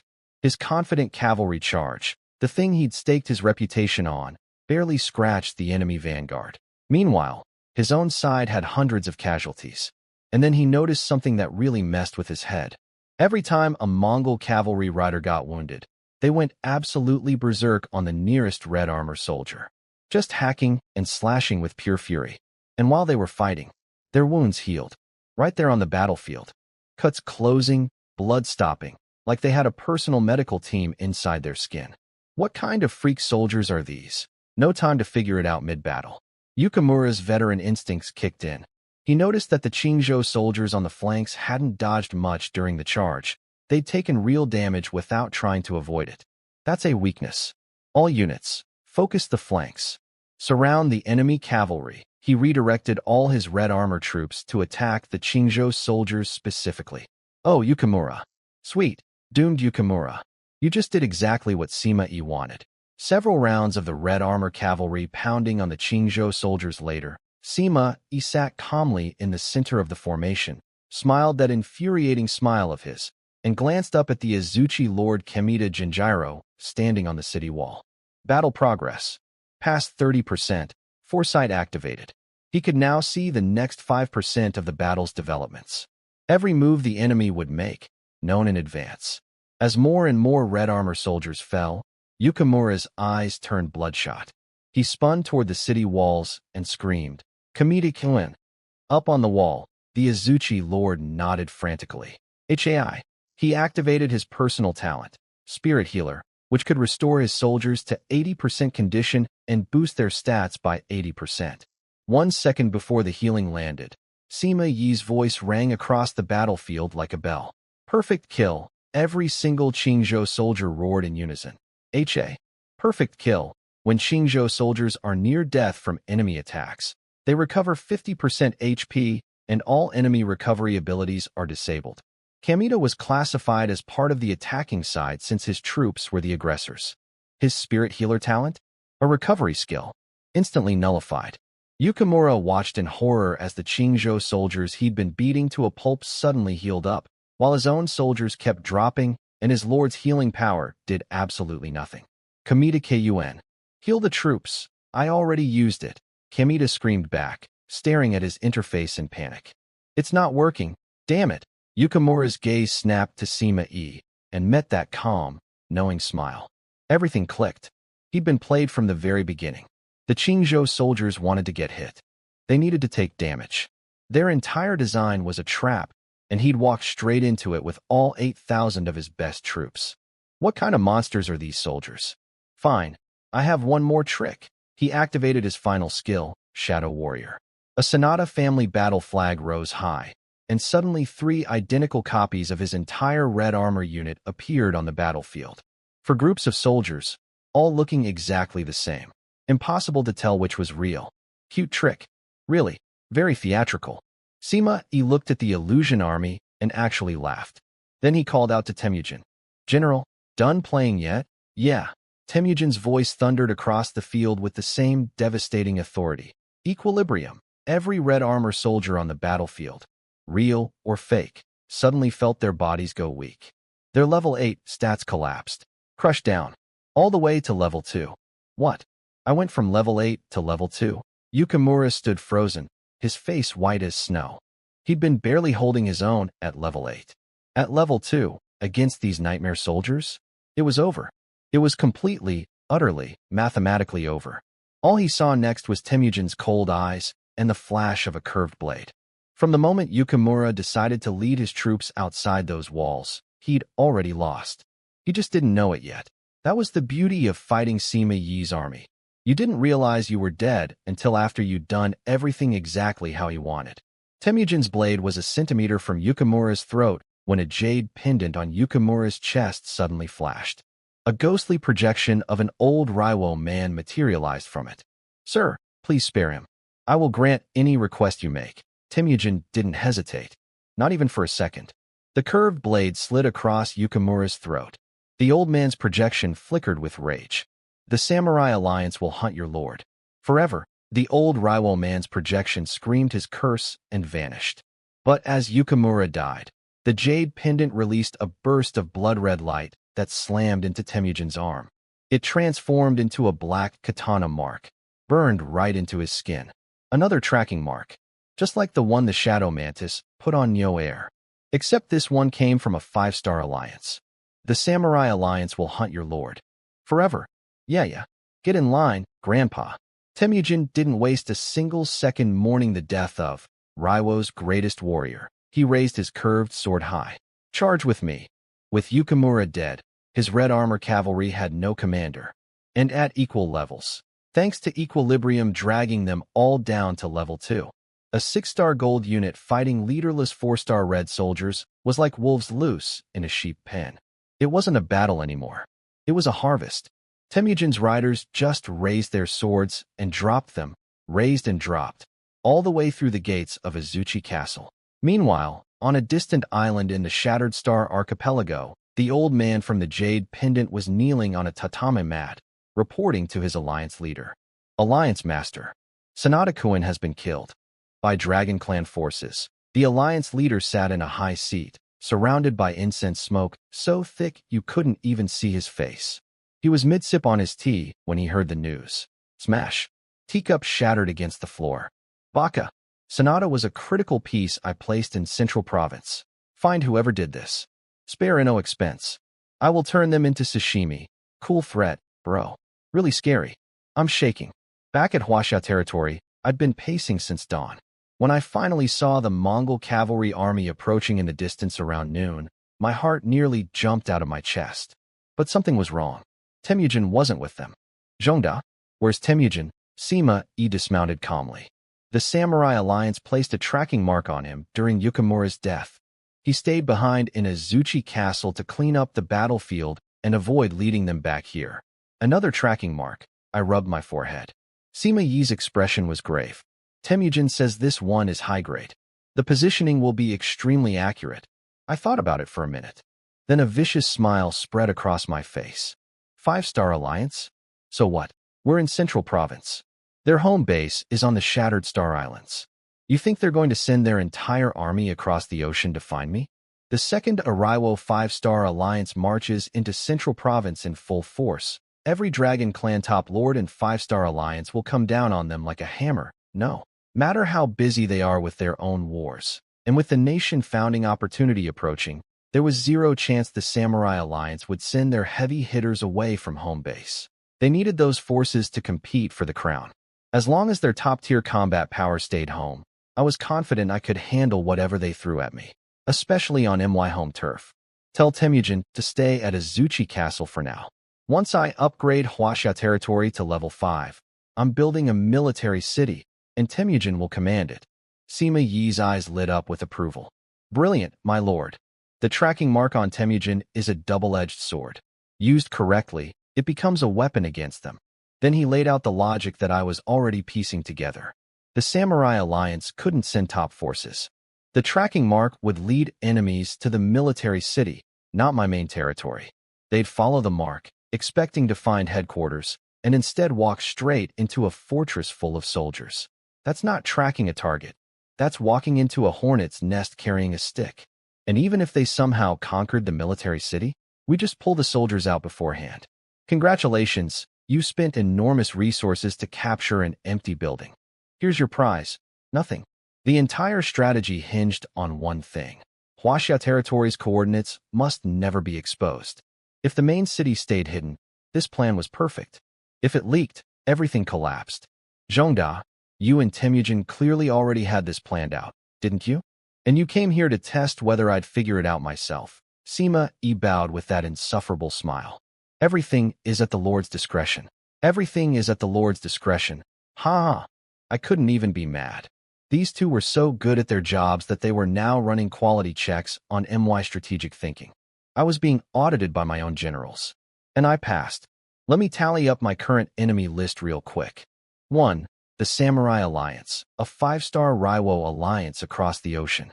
Angry, vengeful, far away. 2. The Red Crow Alliance, the biggest bandit coalition in Central Province.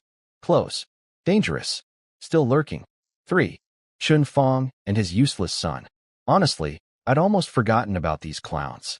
They were like a mosquito on the enemy list, technically there, but not worth slapping. Now let's go count the loot, Sima Yi said with a grin. Lead the way. That was a hard fight. I want to see what we got. Regular supplies and equipment had already been sent to the logistics department. But Sima Yi had saved the best part for me personally.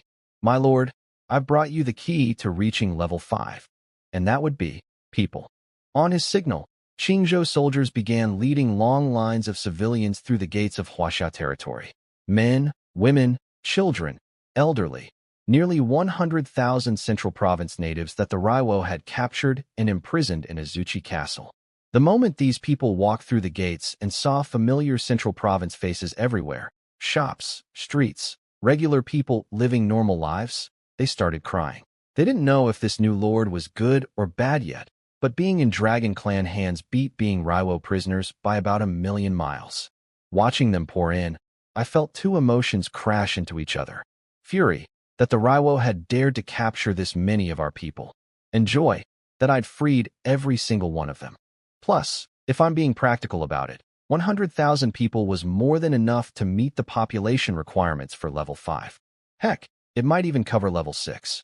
Get these people sorted, men, women, elderly, children, separate groups. Have the logistics department and every tavern in the city prepare hot meals immediately. Anyone who wants to stay, stays. Anyone who wants to leave, leaves. Those who stay get background checks and citizenship processing. Nobody left. Not a single person. They'd been beaten, starved, and terrorized. Now someone was feeding them hot food and offering them a home where people lived in peace. Why would anyone walk away from that? The second our registered population hit the level 5 requirement, I slammed that upgrade button. Talent, 100-fold critical, triggered successfully. Level 4 to level 5 normally takes 2 years. With my talent, just over 7 days. The next evening, a Mongol cavalry rider came galloping in at full speed from Azuchi Castle. My lord, Officer Temujin sent me to deliver this. I took the item and scanned it with my lord's seal. Unknown summon item. My hands went numb. Unknown. Just like last time. Just like the summon item that gave me Temujin. I didn't think. I didn't hesitate. I didn't walk. I ran to the hero altar. Could it really happen twice? I slapped the item onto the altar and hit summon so hard I nearly broke the button. White light exploded across the altar. Ding. Congratulations. Summon successful. Obtained 5-star orange tier general. Talent, 100-fold critical, triggered, upgraded to 6-star gold tier general. Orange to gold. Again. My talent did it again. The light faded, and standing on the altar was a young man. Barely looked 20. Riding a magnificent white warhorse, wearing a bronze tiger head helmet, clad in coiling dragon chainmail armor, gripping a long spear like it weighed nothing. Sharp features, bright eyes, young face radiating pure, overwhelming confidence. He opened his mouth and his voice rang across the entire territory like a war drum. Those who invade my land, and no matter how far they run, shall be destroyed. I knew exactly who this was. The teenage prodigy who led 800 cavalry against the entire Xiongnu nation. The man who rode so deep into enemy territory, he performed a victory ceremony on their sacred mountain. The youngest military genius in Chinese history. The champion marquis himself. Huitzubing. This kid, and I say kid, because he looked about my age, rode his gorgeous white horse right down the steps of the hero altar like it was a red carpet. Not a care in the world. Just casually trotting down sacred summoning architecture on horseback. He pulled the reins, launched himself off the saddle with the grace of an Olympic gymnast, landed in front of me, and bowed with his fist clasped. Huitzubing greets the Lord. My brain needed a moment to reboot. First of all, he showed up on a horse.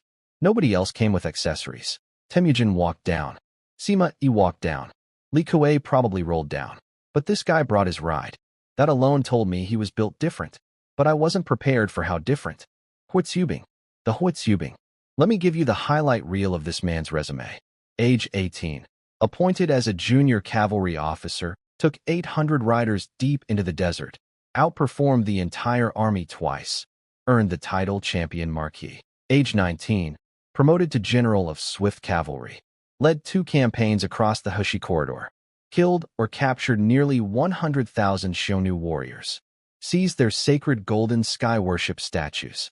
Marched straight to the Chilean mountains. Age 22. Chased the Xiongnu army all the way to Wolf's Summit Mountain. Performed a victory sacrifice to heaven and earth on their most sacred ground. Looked out over the northern sea and rode home. That moment, sealing Wolf's Summit, became the ultimate achievement for every Dragon Clan general in history.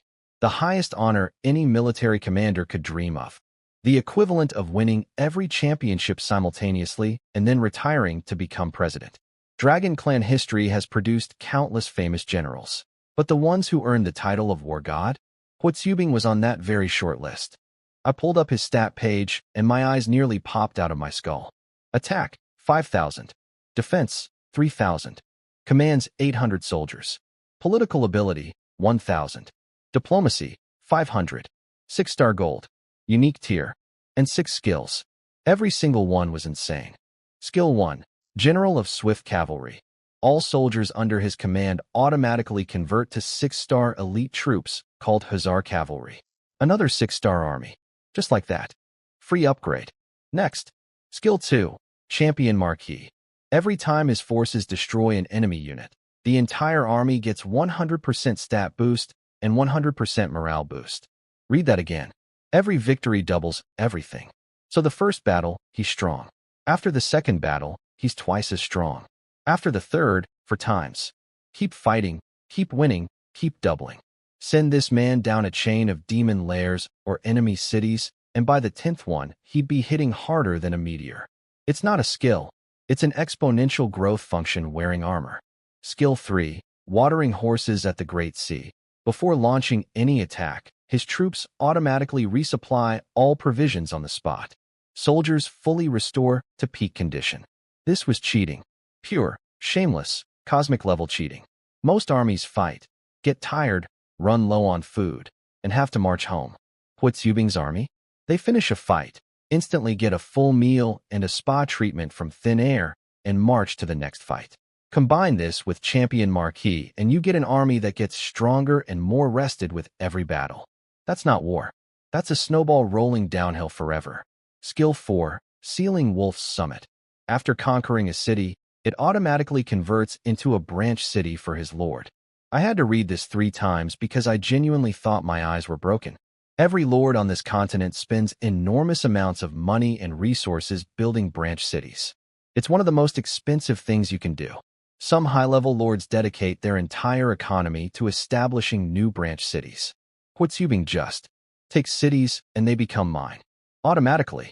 Registered in my lord's seal. Full system integration. Upgradable through the normal building system. Not some captured ruin I have to rebuild by hand. A real branch city. Do you understand what this means? Every city he conquers becomes part of my empire instantly. Every single one. If I point him south, everything south of here becomes mine. If I point him north, mine. East, west, all mine. All under heaven is the king's land. That wasn't just a saying anymore. With this skill, it was a business plan. Skill 5. United Army Toast. All soldiers get 200% state bonus, 200% morale bonus, 200% base stat bonus. Just casually tripling everything across the board. No conditions. No, when attacked, or after 30% progress. Just, here's triple stats. Because Huitzubing said so.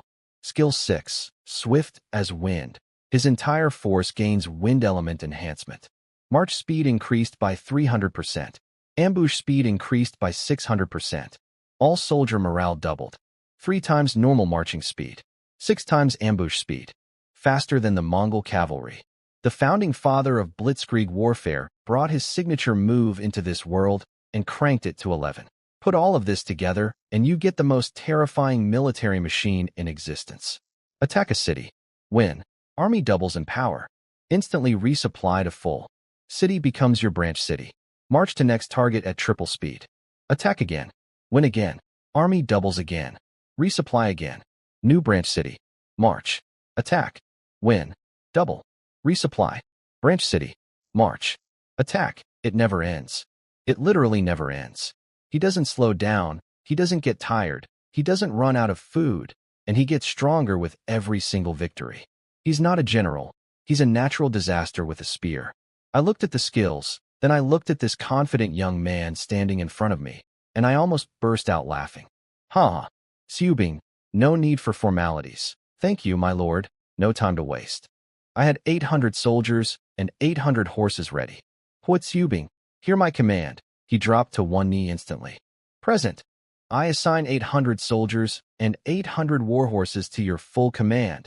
As you command, my lord. Since he was a 6-star gold general, same as Temujin, regular soldiers converted to his specialty troops for free. The second the transfer went through, my ears got absolutely assaulted by system notifications. Congratulations. You have obtained 6-star troop type, Hussar Cavalry. Your Hussar Cavalry has gained the skill, Master of Horse and Bow. Your Hussar Cavalry has gained the skill, Blazing Raid. Your Hussar Cavalry has gained the skill, Swift as Wind. Your Hussar Cavalry has gained the skill, Iron Hammer Formation. Your Hussar Cavalry has gained the skill, Arrow Point Formation. Your Hussar Cavalry has gained the skill, Crescent Moon Formation. Congratulations. You have unlocked the unique achievement, Hussar Commander. All Hussar Cavalry skill levels 2. The notifications just kept coming like a machine gun of good news. 7 skills with a unique achievement bonus on top. My eyes were literally glowing gold. Not metaphorically. I think the system made them glow. 2 6-star armies. 2. Temujin's Mongol Cavalry and now Subing's Hussar Cavalry. The World Conqueror and the Desert Lightning Bolt. The Patient Strategist and the Teenage War God. I had Sima E for brains, Temujin for power, and now Subing for speed. This continent had absolutely no idea what was coming. I opened the Hussar Cavalry stat page like a kid ripping into a birthday present. These guys were basically ancient special forces. Every single soldier handpicked by Subing himself. And that man's recruitment standards made my citizenship requirements look like an open-door policy. Each Hussar was an elite among elites, capable of using every weapon you could name. Their skills were absolutely disgusting. They had fire element damage buffs, wind element speed boosts, and 3 different battle formations, each one designed for a completely different type of warfare.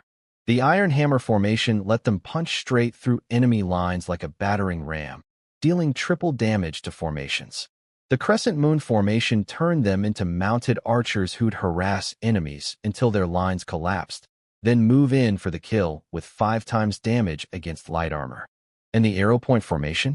Specifically designed to fight other cavalry, with 10 times damage against mounted units. 10 times. If you're on a horse and you see these guys coming, just get off the horse. Actually, just lie down. It'll hurt less. I looked at the 800 Hussar cavalry lined up behind Subing. Red cloaks over black iron armor. Ring pommel sabers at their hips. Steel spears on their backs. Every single one standing next to a powerful warhorse that looked like it ate other horses for breakfast. From now on, you are the elite of Huaxia territory. Honestly though, their fashion was almost as impressive as their combat stats. Red and black. Classic. Timeless. My ancestors understood drip better than any modern designer ever could. But here's where things got awkward. I now had 2 6-star gold generals, and only 2 official positions in my level 4 territory, both already taken by Temujin and Sima Yi. Temujin was the obvious military commander, and Sima Yi's political abilities were higher than Subing's, so he was more valuable in the administrative role, which meant Subing, champion marquis, war god, conqueror of the northern steppes, was currently unemployed. Subing, I'm sorry about this. I follow whatever arrangement my lord sees fit. I patted his shoulder. Hang tight. Once the territory hits level 5, I'm making you a general immediately. Subing thanks the lord. All right, it's getting late. Go explore Huaxia territory and get familiar with the place. I'll have someone deliver a briefing on our current situation. Understood. Subing takes his leave. Now, I didn't rush him out because I suddenly had too many strong generals and got cocky about it. I had urgent business. The Lord Seal communication channel. I'd been so buried in internal spy drama and external warfare that I hadn't checked it in ages. And in a world this big, the communication channel was basically the internet, your only window into what was happening everywhere else. But let's be real. The other reason I opened it was to go shopping. We'd looted a Zuchi castle clean. I was sitting on mountains of resources. Katanas, Raiwo armor, random equipment I had zero use for. All of it going up on the trading market. I was so loaded right now that Huasha territory could shut down all operations for years, and my people would still eat well. I also had a group of Raiwo geisha entertainers that I had absolutely no idea what to do with. My first instinct was to list them on the trading market because Raiwo geisha were famous across the 9 provinces and would fetch a premium price. Then I found out they were just regular singers who'd been dragged along during the city migration without knowing anything about the military plans. Innocent civilians. So instead, I tossed them into the Red Romance Premium Club inside the city to continue performing. Added some exotic flair to the entertainment district, gave tourists another reason to spend money. Why couldn't the Eagle Clan or Lion Clan have migrated a city here instead?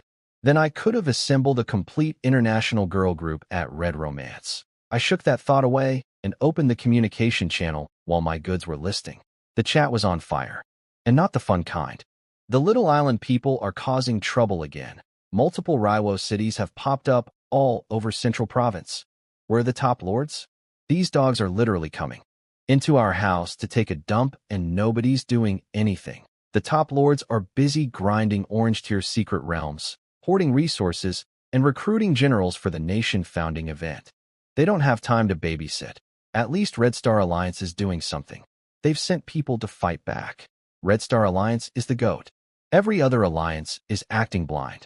Disgusting. Forget the Raiwo problem. Has anyone heard about the Great Wall? The top lords pulled most of their troops from the wall to go raid secret realms. Demons have broken through at several points. My stomach dropped. What? The wall is breached. I just built a branch city in Mo's Snow Province. I'm so screwed. Never mind the wall. The beasts in the 100,000 mountains are swarming out too. Multiple beast tides. Can any kind lord lend me some troops? I'm about to become animal droppings. That's what you get for setting up near the 100,000 mountains without the strength to back it up. Deserved. I'm a girl though. Just sent you a private message. Accept it. Quick question. Standard market rates, right? Ah, humanity. Never changes. Not even in another dimension. I closed the channel with a heavy expression. The Great Wall situation was genuinely concerning. If the demon armies poured through those breaches into Central Province, it would be catastrophic for everyone. And it was happening because the top lords got greedy, pulling their forces from the wall to fight over secret realm loot right before the century catastrophe. Short-sighted idiots. The demons were literally at the gate, and these people were arguing over who got to open the treasure chest first. I dug through more posts about the wall situation. Most of it was useless noise. The key facts were, top lords withdrew most of their troops and generals from the wall to speed-run Orange Tier secret realms. Demons saw the opening and punched through several, minor, defensive points. Some faster lords had already finished their realm runs and were rushing troops back to patch the holes. I rubbed my forehead and sighed. Forget it. Nothing I can do about that right now. Huasha territory was still level 4. I wasn't even qualified to be assigned a branch city position on the Great Wall. The system only sent level 6 and above territories to defend Mo's Snow Province. Worrying about it now was like a freshman stressing about graduate school. Best thing I could do? Level up. Fast. Hit level 6. Build a branch city in Mo's Snow Province. Join the wall defense. And start farming merit points while holding back the demon tide. Until then, keep building, keep fighting, keep growing. The world was falling apart, and I needed to be strong enough to hold my piece of it together when the real storm hit. The days leading up to the level 5 upgrade were busy. Temujin was holding down Azuchi Castle, sorting out all the post-conquest chaos. Sima-e was buried neck-deep in paperwork back at Huasha territory, processing 100,000 new citizens. And I mean processing, background checks, identity verification, career history documentation, skill assessments, all cross-referenced multiple times. With our tiny government staff, it was like trying to empty an ocean with a teaspoon. Even the Qingzhou soldiers had to put on civilian clothes and help with clerical work. Elite 5-star warriors filling out registration forms. Sima-e was probably dying inside. And Huitsubing? That kid was a problem. I'd assigned him to sweep the surrounding area clean of demon lairs and beast nests, standard maintenance work, since if you leave those things alone they eventually attack your territory. Simple enough job, right? Wrong. This maniac was clearing them so fast I couldn't even track him. I'd check my true side eye, see his cavalry near the territory borders, Look away for literally 5 minutes. Check again. Gone. Vanished. Already hundreds of miles away, leaving a trail of destroyed layers behind him like a comet made of violence. Please don't start a war with anyone important, I muttered to myself. We're still in our growth phase. Low profile. Low profile. Telling Huatsubing to keep a low profile was like telling fire to be less warm. But a man can dream. Finally, after what felt like an eternity of staring at a countdown timer, the sweet chime of the system rang in my ears. Level 5. Finally. I didn't waste a single second.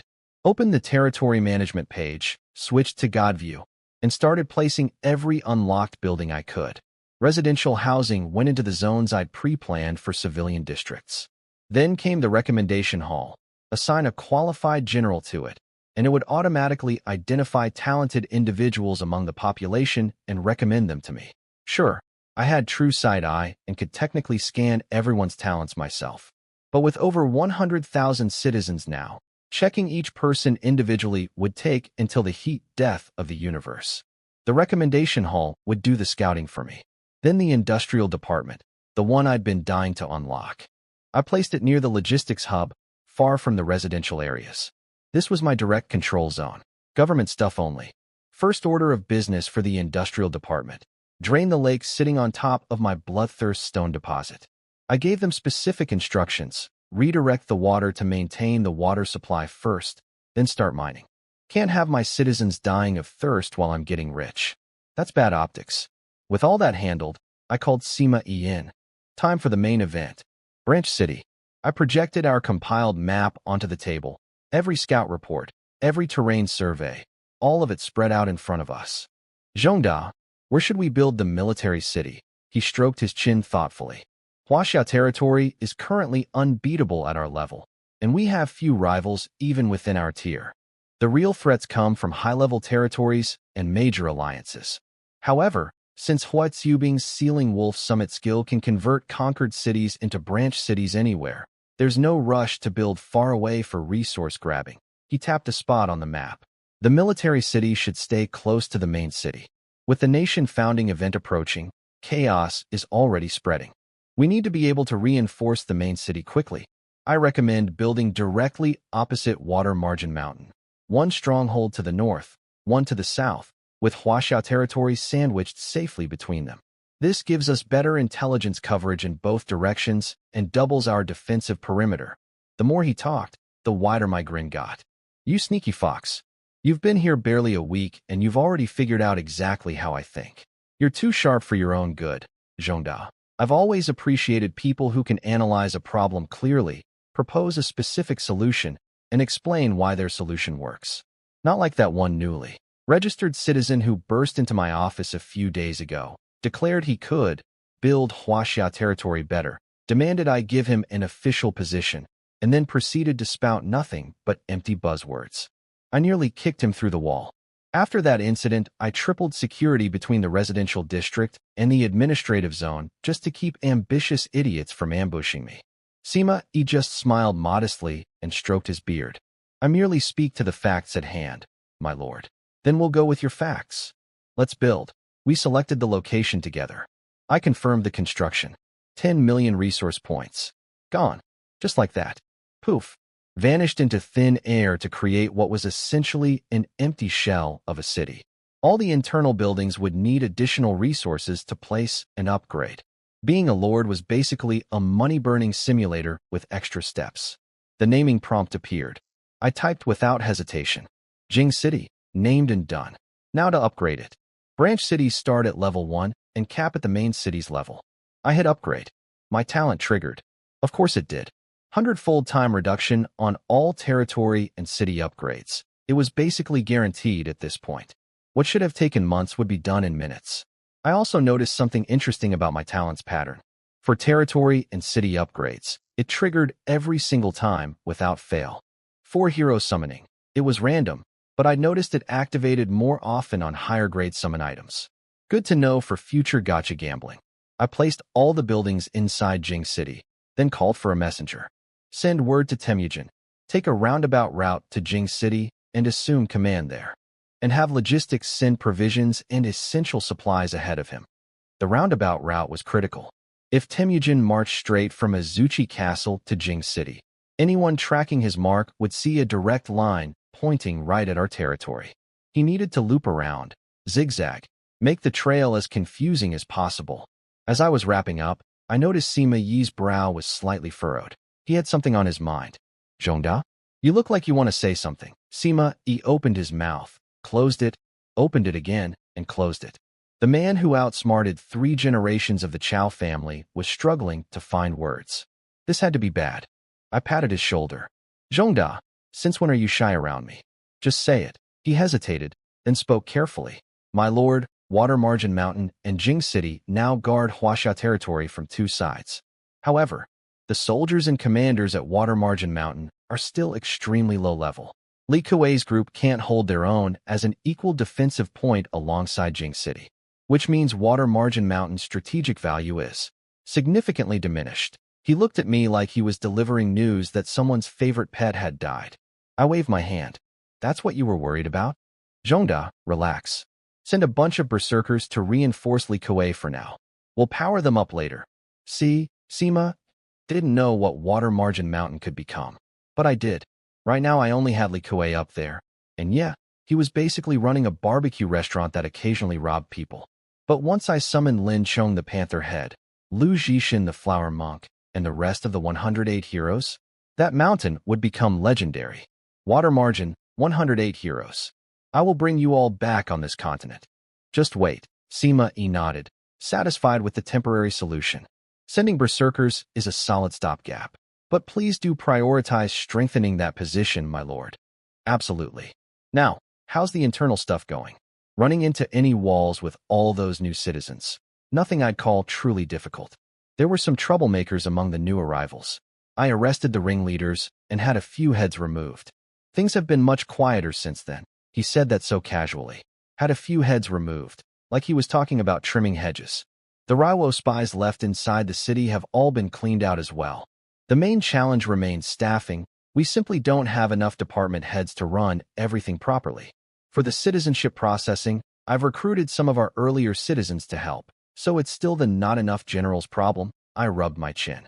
Over 100,000 citizens, and I'd only summoned about a dozen generals total.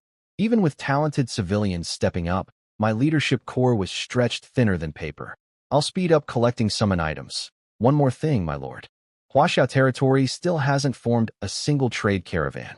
Without one, we have almost no intelligence on what's happening in the surrounding region. Your map expansion has also hit its limits. He was right. I'd actually planned to set up merchant caravans from day one, but between the lack of suitable candidates and the non-stop emergencies, it kept getting pushed down the to-do list. Good reminder, Zhongda. I'll issue orders to start building a trade caravan today. We were in the middle of swapping governance notes when my true sight, I picked up Hui Xiubing riding through the city gates at maximum speed. The kid jumped off his horse before it even stopped and was practically sprinting toward the Lord's mansion. Come on, our champion marquis is back. Let's go meet him. I walked out with Sima just as Hui Xiubing arrived at the front door, slightly out of breath. My lord, strategist Sima, I was just coming to find you. Xiubing, what's got you so fired up? He was still a teenager at heart. No preamble, no diplomatic build-up, just straight to the point. My lord, 150 miles west of Huaxia territory, I found a massive fog bank. Inside it, dozens of demon lairs clustered together. Dozens? What level? His expression turned serious. Actually serious. From Hui Xiubing, that was alarming. Mostly level 6. Some are level 7. Before I could even respond, Sima Yi's head snapped up. West? 150 miles? My lord, when you first summoned me, I took the Qingzhou soldiers through that area and cleared every lair and beast nest. Even if new ones spawned, they shouldn't be that high level, and certainly not in those numbers. He was right. Something wasn't adding up. Level 7 demon lairs were high-tier territory. Normally only level 8 lords or exceptionally strong level 7 lords could handle those. And here they were, squatting 150 miles from my level 5 doorstep, in a spot that was clean just days ago. Xiubing, what else did you observe? The lairs aren't active. They're hiding under the fog, almost like they're building up to something. Well, at least they haven't moved yet. That's something. If those high-level lairs launched an attack, Guess who was first in line to get flattened? This guy? I thought for a moment, then made my decision. Subing, your Hussar cavalry has the best speed and mobility we've got. Load up on supplies, ride out there immediately, and set up camp at a safe distance. Watch those lairs around the clock. Report any changes instantly. And do not engage. Understood. Yes, my lord. He was gone in seconds. Kid moved like lightning. Literally, his cavalry speed buffs probably violated some kind of physics law. I watched him ride off and felt a cold knot forming in my stomach. Sima Yi's point about those lairs not being there before, combined with what I'd read on the communication channel about the Great Wall being breached. Huaxia territory sat in the northern part of Central Province, not far from the border with Mo's Snow Province, Demon Territory. This is worse than I thought. Zhongda, get everything in order inside the city. Tighten emergency protocols. Prepare for war. As you command, my lord. After he left, I climbed to the top floor of the lord's mansion and stared out at my territory. Streets full of happy people. Merchants hawking their wares. Children running around. The smell of street food drifting up. Everything I'd built from nothing. I stood there, lost in thought, until my lord's seal buzzed. Didn't even need to check who it was. Only one person had me on their friends list. The walking treasure chest herself. Luo Kursin, the goblin princess who casually threw around blueprints worth more than most territories. Luo Kursin, big shot, you there? You there? Luo Kursin, big shot, I want to make a deal with you. A big one. Luo Kursin, big shot, please reply when you see this. Me.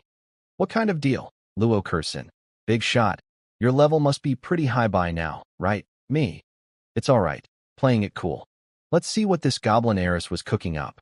Luo Kursin, I got my hands on 2 tickets to an Orange Tier Secret Realm. My brain exploded. Orange Secret Realm? Orange Secret Realm. My eyeballs nearly shot out of my skull. Orange Tier Secret Realms were the second highest quality in all of 9 provinces. Only Gold Tier Realms ranked above them, and those were so rare that the instant one appeared, every top-tier power on the continent would dogpile it like Black Friday. Shoppers fighting over the last TV. I forced myself to calm down and typed back in my best. I'm a big deal, and this doesn't impress me voice. Me. How do we trade? Luo Kursin. Big shot. This realm has special rules, so can I ask you something first? Me. Go ahead. Luo Kursin. Do you have a 5-star orange general? I screenshot Sima Yi's attribute page and sent it over. Obviously, I only showed the stats, not the skills. I'm generous, not stupid. Luo Kursin. Big shot. Wow. These stats are top tier even among orange generals. I could practically feel her sparkling eyes through the screen. Me. How do we trade? She got the hint. No more fangirling. Luo Kursin. I provide the tickets. You provide the muscle. Rewards are system distributed. I frowned slightly. An orange secret realm with just my forces? My levels were low, my troop numbers were small. But she immediately followed up. It's not that I'm being greedy. This realm has special requirements. Hold on, I'll send you the ticket now. She opened a private trade channel. I bought the entry ticket for 1 resource point, basically free, and checked the details. Secret Realm, Terror of the Great Desert quality, orange level restriction, none participants, 6 tickets total. Maximum 2 people per race, paired into 3 groups.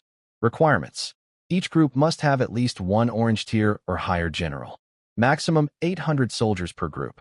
Rewards, unknown. No level restriction. Thank God, I exhaled hard. Normally, Orange Realms required at minimum a level 6 lord, sometimes higher. If that had been the case, I'm totally a powerful veteran lord, act would have crumbled like a wet cookie. Because I was, in fact, just a level 5 lord who happened to have slightly overpowered forces. The requirements also explained why Luo Kursin needed me specifically. 2 people per race, paired together, and each pair needed an orange general. She didn't have one. I did. Me. Deal. Time and place. Luo Kursin. The other 2 groups are already set, just waiting on us. Tomorrow work? And it's a void realm. We teleport directly in. No physical location. Void realm. Existed in the space between spaces. Not on the continent at all. Use the ticket, get teleported, start fighting. Convenient. Me. Works for me. Luo Kursin. Normally I'd bring 400 soldiers for my half, but since I don't have an orange general, I'd just drag you down. So tomorrow it's all you, big shot. I'm counting on you. Me. No problem. Honestly, this realm was tailor-made for my situation. No level requirements. Only 800 soldiers needed. Perfect for someone with elite troops, but small numbers. But something was bugging me. The 800 soldier limit felt suspicious. Most realms had troop limits, sure. But an orange tier realm capping you at 800? That was absurdly strict. Like showing up to fight a dragon and being told you could only bring a single squad. My gut was screaming that this realm was going to be absolutely brutal. The low soldier cap wasn't a kindness. It was a warning.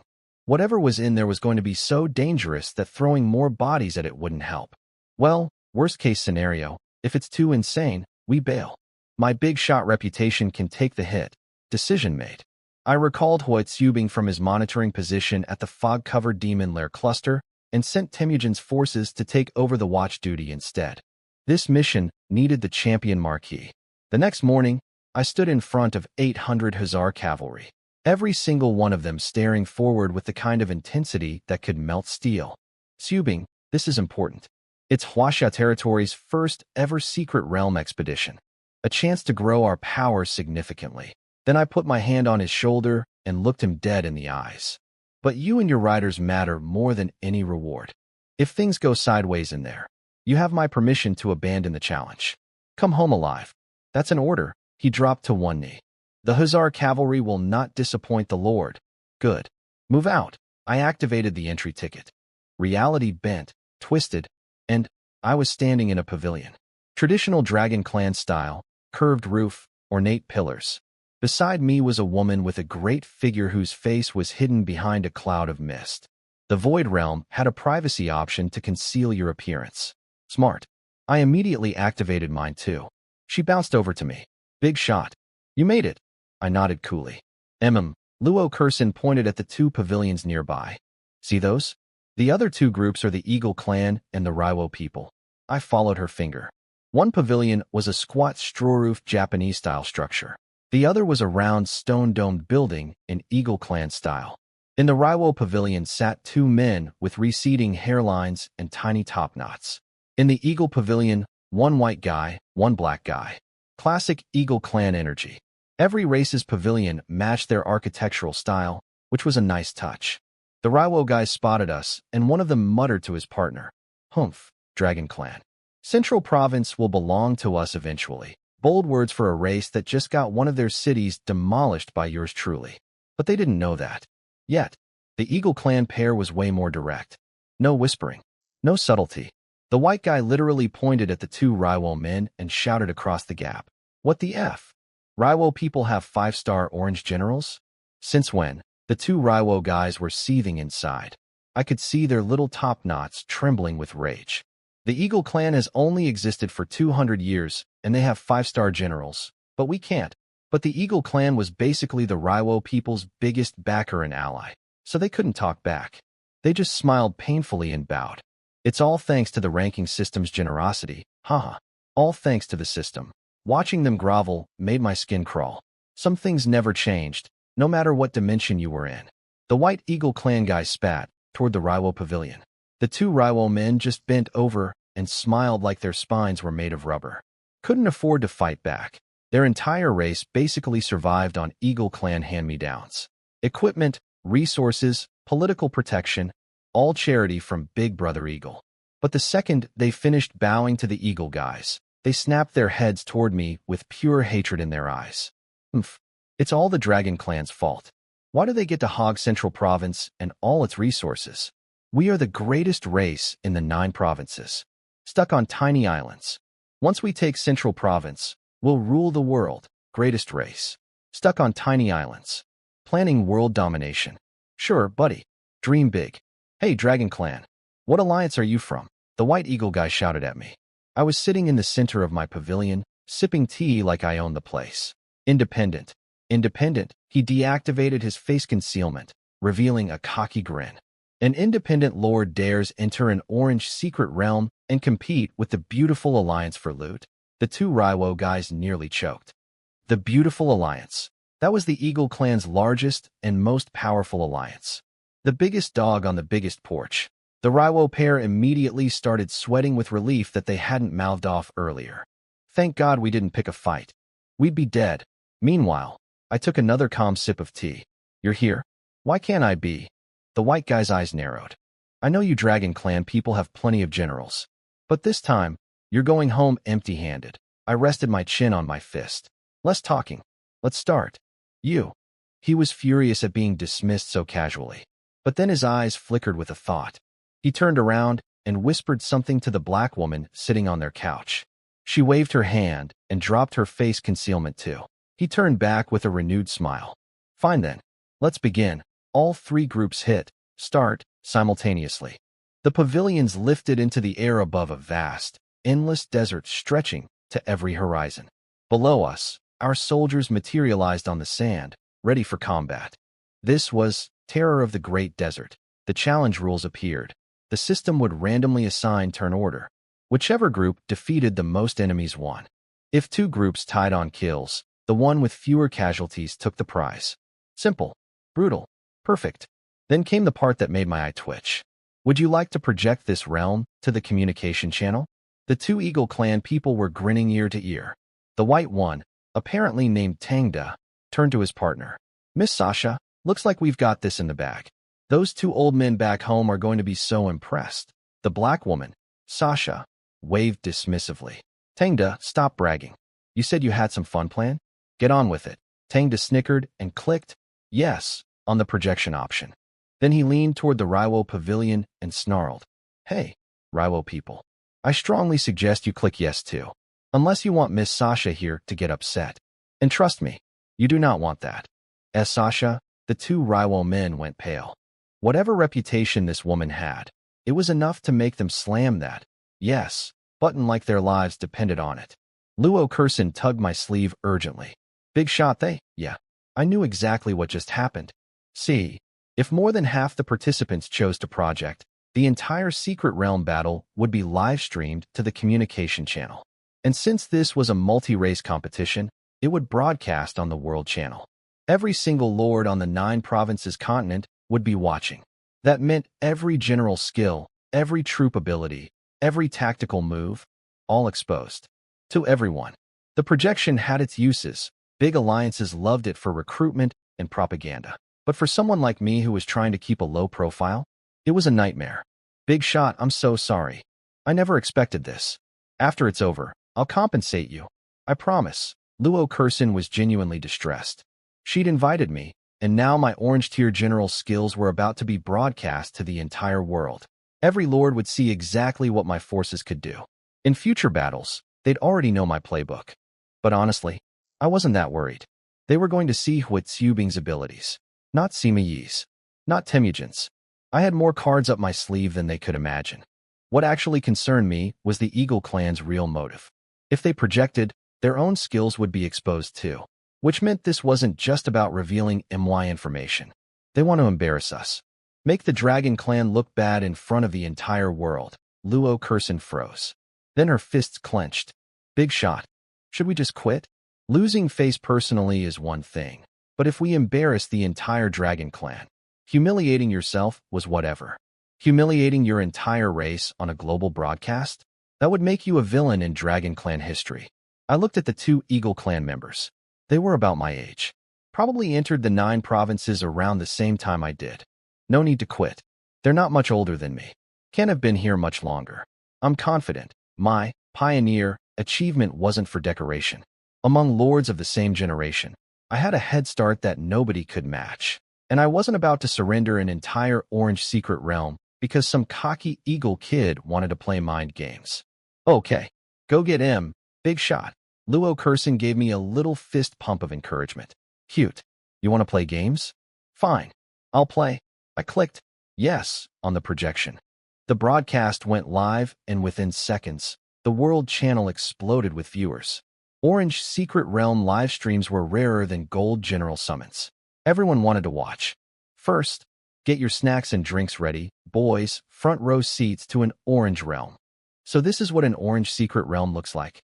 Just endless desert? Kind of depressing. I can't believe I'm actually seeing an orange realm in my lifetime. Yoshi. I see Raiwo architecture. Our people are in there. Raiwo pride. You mean that straw hut? Baka? How dare you insult our exquisite traditional architecture? Yo, that stone building with the couch is Eagle Clan. Classy as always. Puffed. Look at the Dragon Clan pavilion, though. 3 stories, layered brick and tile, curved eaves. That's real architecture. You uncultured barbarians could never. Seriously, compared to Dragon Clan buildings, the rest look like a grass shack next to a garden shed. The craftsmanship is incredible. I'm Bear Clan. And even I'm impressed. Excuse me, that pavilion is actually Korean. I mean Stick Clan. We have historical records proving the Dragon Clan stole our architectural style. Every single time. Without fail. Some things truly were universal constants across all dimensions. The World Channel was going absolutely nuclear with commentary. Wait, hold on. Are those 2 Eagle Clan people who I think they are? Those are the children of the Americana Alliance's top leaders. The white guy is Tang Da, son of the Vice Alliance Master, Chuan Te. The black girl is Salisha, daughter of the Alliance Master, Lu Xian. The chat went silent for about half a second, then exploded. The Americana Alliance? The strongest alliance on the entire continent. How are they the strongest? Do they even have famous generals? It's not about generals. Eagle Clan talents are mostly tech-related. They have weapons of mass destruction. Sci-fi stuff. They'd be nothing if our Dragon Clan top lords would stop fighting each other and unite for 5 minutes. True, but right now the 2 biggest powers on the continent are the Dragon Clan and Eagle Clan. Excuse me? It's obviously the Asen Clan and Eagle Clan who are the strongest. The entire chat is laughing at you right now. Oh, and I heard an Eagle Clan lord recently summoned a 6-star gold general. What? Eagle Clan has a gold general? Looks like this realm belongs to the Eagle Clan then. That gold general is definitely from the Americana Alliance. Dragon Clan and Raiwo Clan are just here to watch. Huh. Tangda read all of this and shouted across at me with the smuggest face I'd ever seen. Hey, Dragon Clan. Still sure you want to participate? Who knows? Maybe our General is that gold tier 1 everyone's talking about. He stared at me, waiting for a reaction. Luo Kursin tugged my sleeve nervously. She was still young, and the chat comments were getting to her. I didn't even look at Tangda, just stared down at the desert below and said flatly, "Start the random order." Tangda looked like he'd punched a cloud. All that build-up, all that intimidation, and I gave him nothing. His face turned red with frustration, but since our pavilions were in separate spaces, he couldn't exactly storm over and get in my face. So he just angrily clicked the dice for the random order selection. Results. Raiwo goes first. Eagle Clan second. Me and Luo Kursin third. Tangda clicked his tongue. Second? I wanted first. Whatever. We'll just finish the whole thing ourselves so the Dragon Clan doesn't even need to show up. Salisha, rested her chin on her hand. Actually, this works. Let the Raiwo people go first and scout the situation. We go second and crush whatever's left. And the Dragon Clan in third place? They won't even get a chance to compete. We'll have already won. Ha! Great minds think alike. Sasha. Meanwhile, in the straw hut, the 2 Raiwo guys were huddled together panicking. Vice Alliance Master, what do we do? Those are the Americana Alliance's prince and princess. Should we throw the match as a gesture of respect? The Vice Master thought long and hard, then shook his head. No. Everything's chaos now. Once the nation-founding opportunity arrives, today's masters could be tomorrow's servants. We can't give up an orange secret realm. HAI. Let's go. Oh no. Time to surprise everyone. They clicked start. The challenge details appeared for everyone to see. 800 versus 80,000. Score based on total enemies defeated. In case of tied kills, lowest casualties wins. Time limit, 2 hours. Quitting forfeits your score. 800 soldiers against 80,000. And not just any 80,000. These were orange tier realm enemies. Elite monsters in an elite dungeon. The World Channel had a collective aneurysm. 800 versus 80,000? What are you supposed to fight with? Harsh language. It's an orange realm. Those enemies are all orange tier. This is impossible. Read the rules. Genius. You don't have to kill all 80,000. You just need to kill more than the other teams. Even a few hundred kills could win if everyone else does worse. Yeah, but you have to survive 2 hours. Quit and your score is erased. It's not just some orange enemies. It's 80,000 orange enemies. 2 hours of that could grind your entire army to dust. Only way is hit-and-run tactics. If you're fast enough and have enough stamina, maybe you survive the timer. Huh? You're all scared of 80,000? My Asen clan once fielded 100 million soldiers in a single battle. Bro, your history books are less believable than comic books. Sit down. Back in the straw hut, the younger Raiwo guy was shaking. Vice Master, should we quit? Matsudaira is one of our rare orange generals. We can't lose him. The Vice Master's face was dark as a thundercloud. The entire world is watching. We cannot disgrace the Raiwo people. Besides, Matsudaira is known as the Divine Lord of the East. We must trust in his abilities. He can endure 2 hours. HAI. Ono trembled as he pressed the button. Their soldiers materialized on the sand below. The World Channel immediately pounced. Oh snap, the Raiwo actually started the challenge. Gotta admit, didn't expect them to have the guts. They're probably going to bow to the enemy, surrender, sell themselves, and beg the monsters to let them survive for 2 hours. Baka, how dare you insult the great Raiwo people? Unforgivable. I'd like to clarify, the Raiwo people do not bow to enemies. Wait. Check the username on that clarification post. Holy, that's Chuan Te, the Americana Alliance Vice Master. He's defending the Raiwo. What exactly is he clarifying here? That they do everything except the bowing part? The Raiwo and Eagle relationship is grossing me out. The Raiwo Vice Master up in his pavilion was reading all of this with a face that looked like he'd been eating lemons dipped in poison. But the person defending his people was the Americana Alliance's Vice Master himself. So he swallowed his dignity, ignored it, and shouted down to his general. Matsudaira, no matter what, hold for 2 hours, down on the sand. A man in armor with a shaved head and a small top knot opened his eyes slowly. Hold for 2 hours. He stood up, gripping his weapon. I choose total annihilation. That's the weapon general of the Samurai Alliance's Vice Master. 5-star Orange General Matsudaira Ayasu. The World Channel went wild when they identified him. And once his cover was blown, the Vice Master dropped his face concealment too. I looked at the old man and felt a jolt of recognition. If Temujin were here, he'd have spotted it immediately. This was the same old guy who appeared from Yukimura's jade pendant and cursed us with the tracking mark. The Samurai Alliance Vice Master himself, sitting in a straw hut pavilion not 50 meters from me. Small world. Very small world. Matsudaira Ayasu materialized on the sand below. And from the far side of the desert, the enemy appeared. 80,000 mounted warriors. Long bows on their backs, long sabers at their hips, riding horses in a massive wave of dust and steel. I squinted at them and did a double take. Hold on. They look like Mongol cavalry. Same gear. Same riding style. Same formation approach. If I didn't know better, I'd think someone had copied Temujin's homework. The Raiwo Vice Master's face went pale. Baka, cavalry. This is terrible for Matsudaira. And Matsudaira himself, the guy who just declared, I choose total annihilation, 5 seconds ago, was now staring at 80,000 charging horsemen, and his legs were visibly shaking. Bold words, wobbly knees. To his credit, he recovered fast.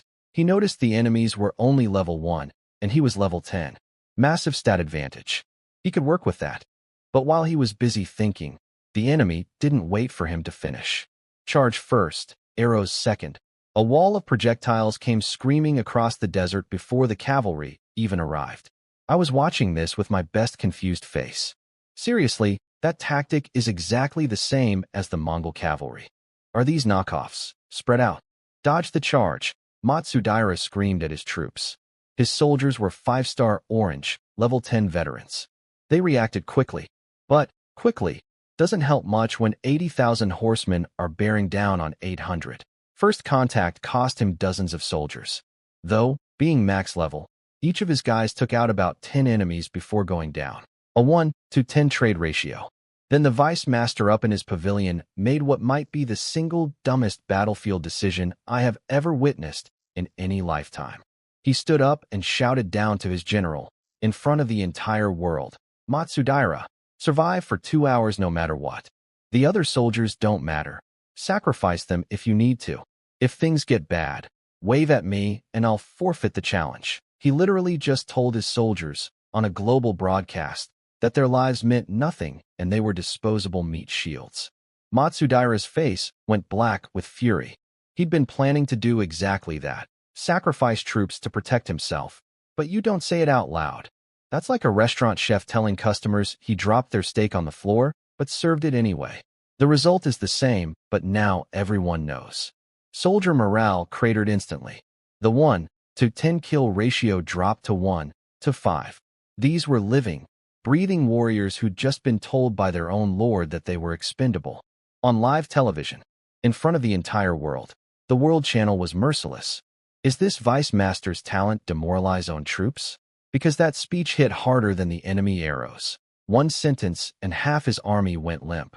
This guy should be classified as a biological weapon against his own side. This is the Samurai Alliance's Vice Master? I could strap a weapon to a dog and get better results. As a member of the Asen clan, I can confirm this is normal for village-level warfare. 3 bro, please stop. Nobody asked. And where are the Stick Clan people? Aren't they going to claim Matsudaira is secretly Korean? After careful review of our historical records, I can confirm the Stick Clan has no connection to Matsudaira Ieyasu. He is not ours. Elmio, even the Stick Clan doesn't want him. Matsudaira spent the next 2 hours running. Just running. Across an endless desert, with a shrinking escort, being chased by tens of thousands of horsemen. From our pavilions above, he eventually ran so far we couldn't even see him anymore. Had to watch through the World Channel projection. This is boring. These Raiwo guys are Olympic sprinters apparently. This is the Samurai Alliance? The Vice Master?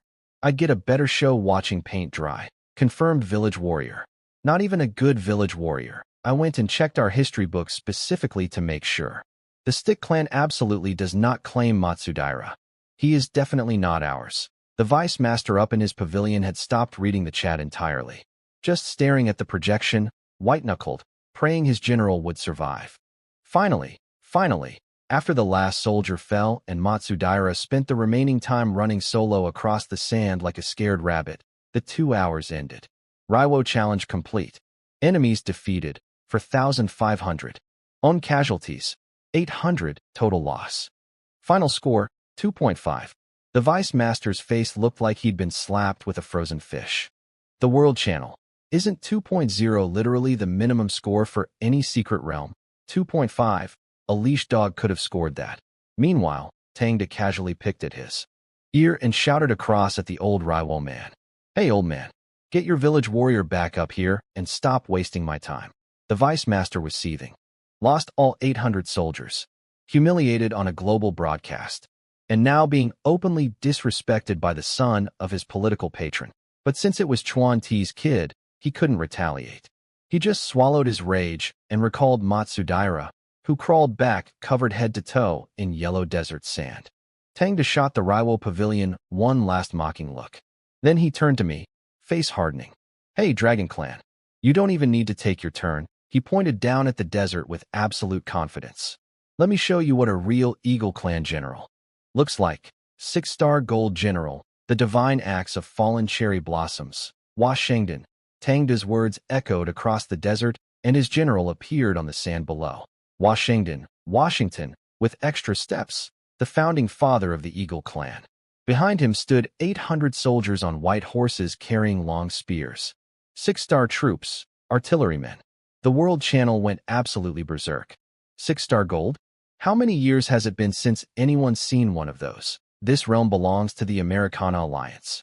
Pack it up, boys. How does a race that's only existed for a few hundred years have a gold general? Someone actually gave a helpful explanation for once. Washington was originally from the Sunset Clan.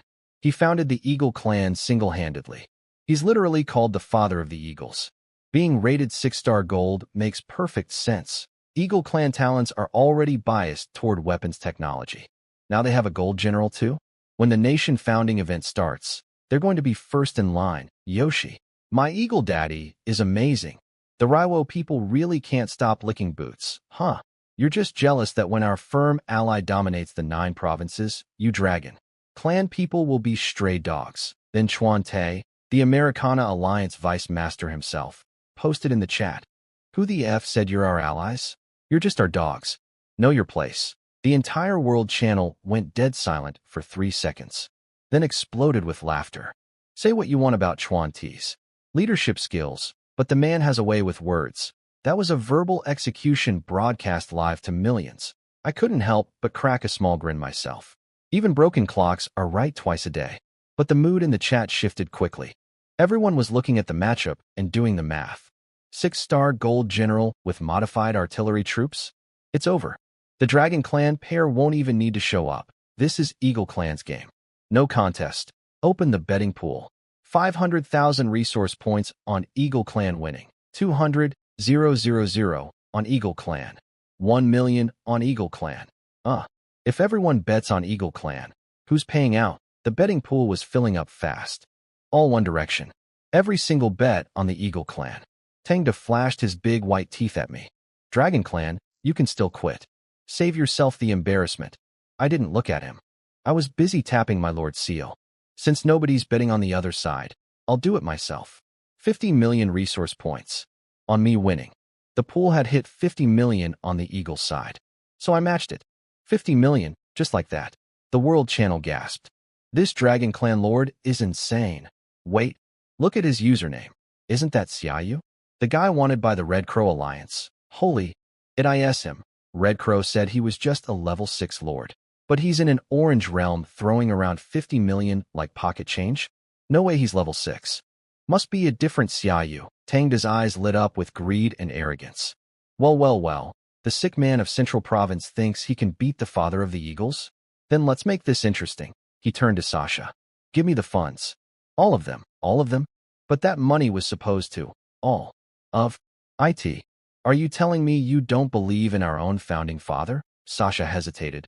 But with the entire world watching, she couldn't argue. She transferred the resources. Tangda turned back with a grin that could have swallowed the sun. 200 million. I bet 200 million resource points that Eagle Clan wins. 200 million. These kids, roughly my age, just casually pulled out 200 million like it was lunch money. The privilege of being born into a top alliance. Their parents probably sent them care packages worth more than most territories. 200 million. I had a problem. A very real, very embarrassing problem. I'd only been in the 9 provinces for about a month. Sure, I'd looted Azuchi Castle clean, but all of that money had gone into territory development, building Jing City, and settling 100,000 new citizens. After my initial 50 million bet, I had barely a million resource points left. I was, technically speaking, almost broke. What's wrong, Dragon Clan Lord? You can enter an orange realm, but can't scrape together a couple 100 million? I thought Central Province was famous for being rich. Was that all talk? Then a small hand tugged my sleeve. Big shot. I have it. Luo Kurson quietly transferred resources to my Lord Seal. 300 million. I stared at the number. This girl, the same girl who couldn't even scrape together a few 100,000 when we first met and had to barter with blueprints, just dropped 300 million into my account. She caught my look and scratched her head with a sheepish grin. It's all thanks to that Iron Cavalry black armor blueprint you gave me. Before that, I couldn't even leave my territory safely. Now look at me. I wanted to ask questions. Many questions. How did she go from broke goblin princess to secretly loaded in such a short time? But now wasn't the moment. I'll pay you back. I dumped 200 million into the pool without blinking. The World Channel was losing its collective mind. Tangda raised his bet. I matched. He pushed higher. I matched again. Back and forth, the pool kept climbing. Every time one side added, I added the same. Every single time. The final pool locked in at 700 million resource points. 350 million on each side. Me versus the Americana Alliance's golden children. 700 million. The biggest bet in 9 provinces history. Over 1 million lords from every corner of the world had piled into the projection room to watch. The chat was scrolling so fast it was basically a blur. Tangda slammed the challenge button with supreme confidence. Challenge. 80,000 horsemen materialized again on the sand. Same formation, same numbers, same desert. Lined up across from Washington and his 800 artillerymen. The bet was locked. The stakes were set. 1 million spectators were watching. Let's play. Charge. Same script, same opening move. Arrows flying before the cavalry even arrived. Washington, Eagle Clan's founding father, responded immediately. Evade the charge. Mobile warfare. Now, Washington was only level 1. same as the enemies. He'd been recently summoned and hadn't had time to level up. But he was a gold tier general, and gold tier base stats crushed orange tier even at equal levels. His first exchange was incredible, lost only single digits of soldiers while killing over 100 enemies. The world channel was drooling. That's gold tier for you. Outnumbered 100 to 1, and he barely lost anyone. Gold troops are on another level compared to orange. His soldiers are mounted and have cannons. Long range, high damage, speed buffs. Perfect for guerrilla tactics. At this 1 to 100 kill ratio, he might actually wipe all 80,000. Eagle Clan first place. Dragon Clan and Raiwo can fight over second. Don't lump us Dragon Clan with those island clowns.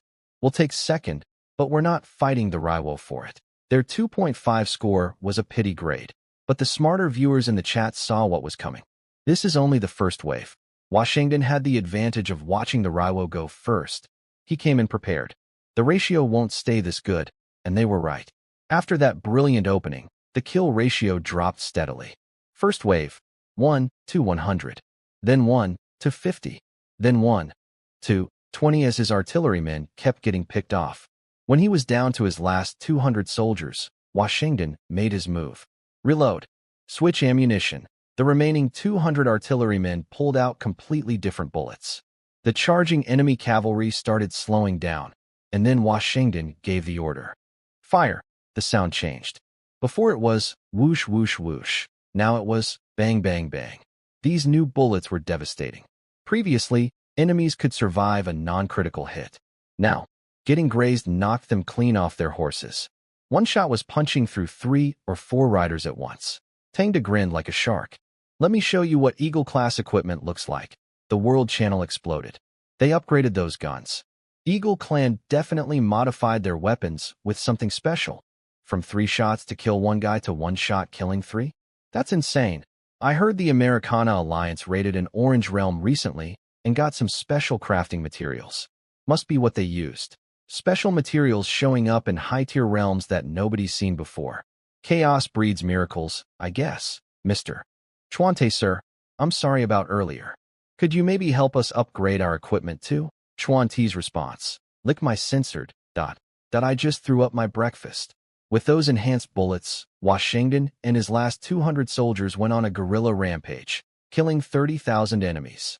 The first 600 soldiers had only managed 20,000 combined. This was why the Eagle Clan could be so arrogant.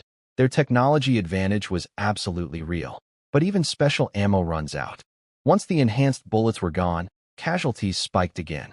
When he was down to 20 artillerymen, Washington didn't hesitate, ordered them to cover his retreat. The clock finally hit 0 with only 8 soldiers left alive around him.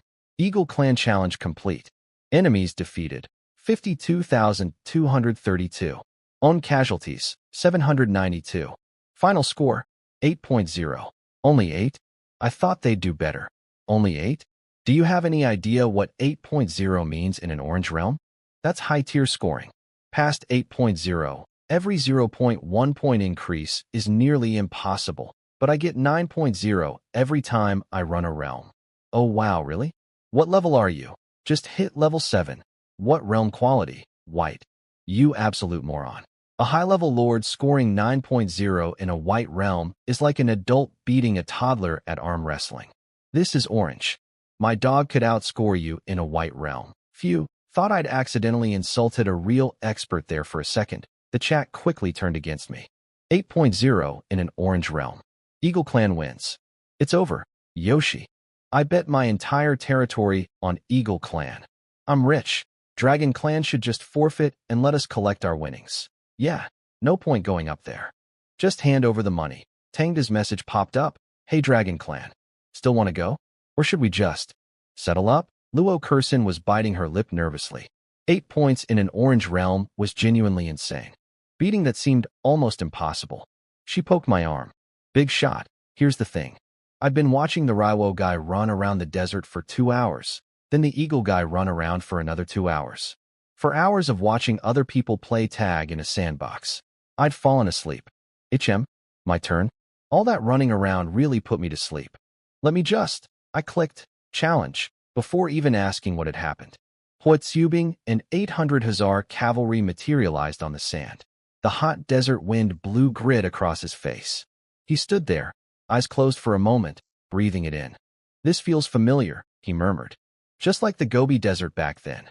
The realm generated 80,000 identical enemies, same mounted warriors, same bows and sabers, same formation as the previous 2 rounds. Huatsubing opened his eyes and looked at them, really looked at them. Their armor, their riding style, their formation patterns, their weapons. A slow, almost nostalgic smile spread across his face. Xiongnu, huh? He adjusted his grip on his spear. Old friends. The World Channel was going crazy the second my soldiers appeared on screen. Okay, the guy fell asleep during an Orange Realm challenge, but those soldiers look incredible. Red cloaks, black armor, strong horses. That's drip. Which general is that? I want one. Cool looking or not. There's 80,000 enemies over there. Buddy, Washington had speed, range, and special ammo, and still barely got 52,000 kills with nearly total losses. No way this Dragon Clan general beats that. Should get second place though. Better than the Raiwo at least. Hurry up and start. I bet my wife and kids on this. I need that payout. I checked our historical records. This is actually a Stick Clan general that the Dragon Clan stole from us. Adorable. All of them. Absolutely adorable. Down on the sand. Huatsubing was doing something that neither Matsudaira nor Washington had done. He wasn't calculating escape routes. He wasn't planning defensive formations. He wasn't shaking. He closed his eyes, breathed in the desert air, let the sand sting his face like an old friend's greeting. Then his eyes snapped open, sharp as knife edges, and he roared at his 800 Hussars. "Brothers, we're back in familiar territory, and those people across from us, you know them. Are you ready?" 800 men. But when they answered, it sounded like 1,000,000. Yes, yes, yes. Huatsubing ripped his hooked spear from his back and thrust it toward the sky. Switched to long spears. We ride against the Xiongnu once more. For the glory of Huaxia. For the glory of Huaxia. For the glory of Huaxia. For the glory of Huaxia. Every single Hussar gripped their steel spears. Every horse tensed its muscles. And then, charge! Huatsubing pointed his spear forward, and 800 Hussar cavalry launched themselves directly at 80,000 Xiongnu horsemen. The World Channel had a collective stroke. Is this Dragon Clan general a moron? He's charging 80,000 cavalry head-on. He'll be trampled into paste. All show, no substance. This guy's an idiot. 800 versus 80,000 in a head-on collision? Has he ever been in a battle? I apologize to the Raiwo people. I was wrong to call your general a village warrior. The Dragon Clan's general is the real village idiot. After careful review, the Stick Clan confirms we have no connection to this general. Our historical records prove this garbage warrior belongs to the Dragon Clan. Every Dragon Clan lord in the chat went dead silent. Not a single defender. Not one word. Big shot. Luo Kursin was bouncing between staring at the battlefield below and staring at me lounging in my chair. Relax. Didn't you hear him? They're old friends. Just let them catch up. She had no idea what to do with that information. She clasped her hands against her chest, heart hammering, and when the two forces were about to collide, she actually squeezed her eyes shut. Then something happened that nobody, not a single one of the million-plus viewers, expected. The Xiongnu charged forward at full speed. Arrows flying, sabers drawn, 80,000 strong. And then the ones in front saw Huatsubing's face. The Xiongnu commander's entire body seized up. He yanked his reins so hard his horse nearly flipped. It's Huatsubing. Run. Ruin. The soldiers behind him heard the name and broke out in cold sweat. Every single one. 80,000 trained warriors, instantly drenched in terror. They'd felt something wrong the moment that small force charged them head-on with zero fear. Some nagging memory from a past they couldn't quite place. A warning buried deep in their bones. And now they knew why.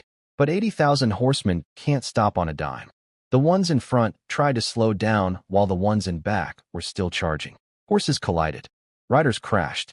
The formation collapsed into pure chaos, a stampede of panicked cavalry trampling each other in a desperate attempt to turn around, and FLE. 80,000 elite orange-tier warriors, reduced to a screaming mess. By one name. The World Channel was frozen in absolute shock. What? What just happened? Did the realm glitch? Why did 80,000 soldiers just stop? Unfair. Fake. The realm is bugged. 80,000 troops don't just collapse from a charge of 800. Redo the match. Even if he somehow wins like this, it's not a real victory. Restart. This dragon general can't even fight. It's pure dumb luck. Restart.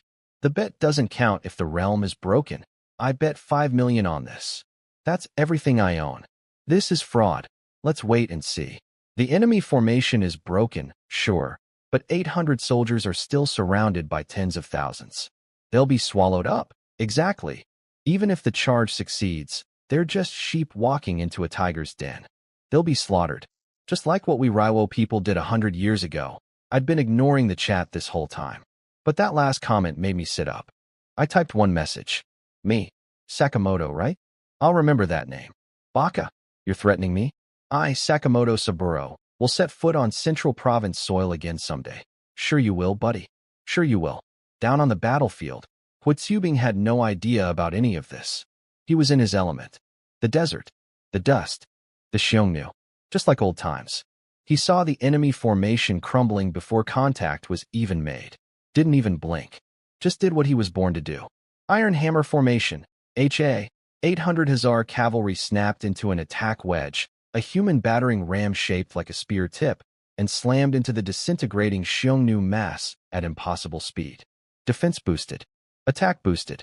Huitsubing's personal attack power surged by 1,000 points, and his formation gained the pierce effect, triple damage to enemy formations. They punched through 80,000 Xiongnu like a hot needle through butter. Everything within 20 meters of Huitsubing? Instant death. Not wounded. Not injured. Dead. Erased from existence. Every single lord watching the projection wore the same expression. Mouth open, eyes wide, brain offline. The Xiongnu, already terrified, saw this and completely lost it. They didn't wait for orders from their commander. Weapons hit the sand. Horses turned. And 80,000 of the greatest horsemen in ancient history ran for their lives across the desert like scared rabbits. Huitsubing didn't even pause. Arrow point formation, HA. The Hussars shifted into pursuit configuration, the formation specifically designed for chasing down cavalry. Speed boosted. Attack up another 200. And the arrow point skill activated. 10 times damage against mounted enemies. 10 times. Against fleeing cavalry. In open desert. This wasn't a battle anymore. This was a hunt. What happened over the next hour broke the brains of every single lord watching across the entire 9 provinces continent. This wasn't like Matsudaira running for his life across the desert.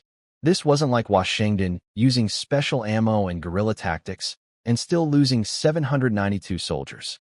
This was a level 1 general leading 800 men in a straight-up hunt of 80,000 Xiongnu horsemen across an endless desert. No running. No tricks. No sacrificing soldiers as meat shields. Huitsubing rode at the front, spear in hand, and his hussars followed him like wolves chasing sheep. For 1 solid hour, the Xiongnu couldn't fight back. They couldn't organize. They couldn't even run fast enough. Every time they tried to regroup, the arrow point formation carved through them like a hot knife. 10 times damage against cavalry in an open desert against enemies who were already psychologically shattered. It was a slaughter so one-sided it stopped being scary and started being art. Then the system announcement hit. Dragon Clan Challenge complete. Time used, 1 hour exactly. Battle report. Enemies defeated, 80,000. Own casualties, 0. Final score, 10. P-perfect score. Luo Kursin had been emotionally battered for the past hour watching twist after impossible twist. She'd already accepted that Huitsubing's score would be higher than Washington's. But 10? A perfect 10? Because a perfect 10 in a secret realm didn't just mean, good job. A perfect 10 meant you won ownership of the entire realm. The world channel detonated like a nuclear bomb. 10. 10. 10. It's a perfect 10. Dragon Clan forever. 0 casualties. Who else? I dare anyone to step up. Who else? 10 means realm ownership. Orange realm ownership. Do you people understand what that means? I literally cannot speak. 800 versus 80,000. Score 10. I have no words left. Past 8.0, every 0.1 increase is nearly impossible. One tiny mistake, and the score plummets. And he got 10. Forget the score. This lord now OWNS an orange secret realm. Owns what? A desert? Congratulations on your sand collection. Worst orange realm ever. Are you stupid? Those 80,000 fully equipped 5-star orange tier Xiongnu soldiers all belong to him now. The realm, the troops, everything. What? He gets the soldiers too. But of course, not everyone was celebrating. Unfair. The realm glitched at the start. The enemy formation collapsed on its own. The Dragon Clan only won because of a bug. Sakamoto is right. They cheated. That 10 is fake. It's a shameful score. Pure luck? Make the Raiwo and Eagle Clan demand a redo. Give us our money back. This doesn't count. I'd rather burn my bet money than let Dragon Clan have it. And then, like clockwork, the Stick Clan showed up. Attention, everyone. I have rechecked our historical records and can confirm this general is originally from the Stick Clan. The Dragon Clan stole him. This is documented. They've been stealing our cultural heritage for centuries, even though he was summoned by a Dragon Clan lord. Setting aside the facts, I believe this Dragon Lord should return this general to us. I'm certain dark sorcery was involved. Can you guarantee this evil Dragon Lord won't use black magic to steal your race's generals next? Return our general.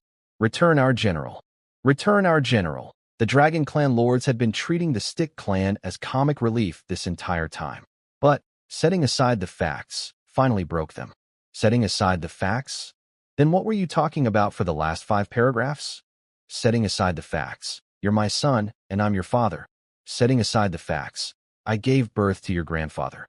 Setting aside the facts. Your last 18 generations of ancestors were produced by me. Setting aside the facts. The Stick Clan is just the Dragon Clan's rebellious child.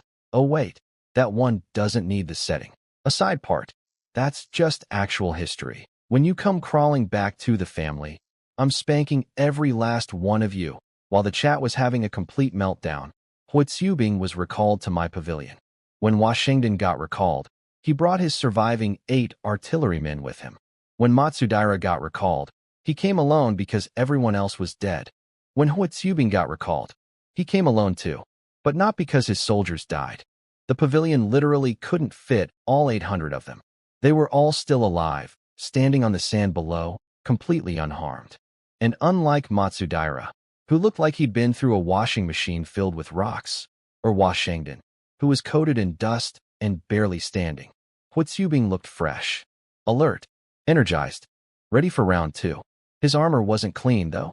It was drenched in blood, but not his blood, Xiongnu blood. He clasped his fist and addressed me in a clear, ringing voice. My lord, mission accomplished. Then, quieter. Forgive me for not kneeling. The battle armor makes it difficult. By Dragon Clan tradition, a general reporting after battle should kneel on one knee. But Huitzubing was wearing full combat plate soaked in enemy blood. Kneeling wasn't physically happening. I didn't care.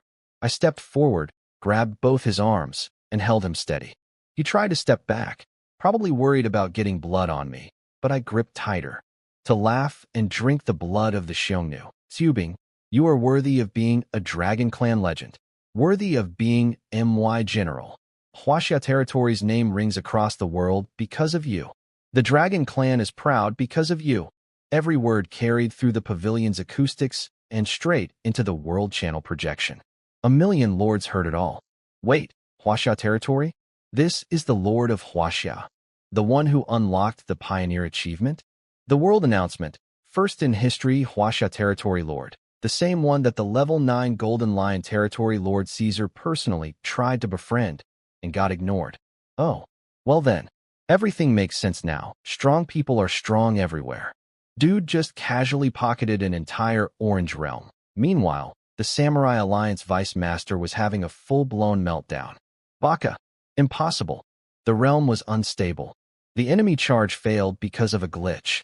The Dragon Clan got lucky. I formally request that the Dragon Clan Lord be forced to redo the challenge. And Tangda, neck literally red with rage, glanced at Washington standing beside him, face dark as a thunderstorm, then turned back and spat through clenched teeth. I also request a redo of the Dragon Clan's challenge. Luo Kursin, Sweet little Luo Curson, who'd been too scared to speak this entire time, suddenly found her voice. On what basis? She stepped forward, fists balled. Why should we redo anything just because we scored high? How do you know the enemy stopping wasn't our general skill? Did you even consider that? That one sentence shut both of them up. Because that was exactly what they were afraid of. If the Xiongnu stopping was a skill, a legitimate, system-recognized ability, then there was nothing to protest. And if it was a skill, that meant Hui Xiubing had beaten them so badly, so publicly, in front of over 1 million lords from every race on the continent, that their reputations were permanently destroyed. But Tangda didn't care about face anymore. What he really cared about was the 200 million resource points he'd bet. That money belonged to the Americana Alliance. He'd talked Sasha into giving it to him. He'd borrowed Washington from his father. He'd smuggled 200 rounds of special ammunition. This was supposed to be his victory lap, his moment of glory.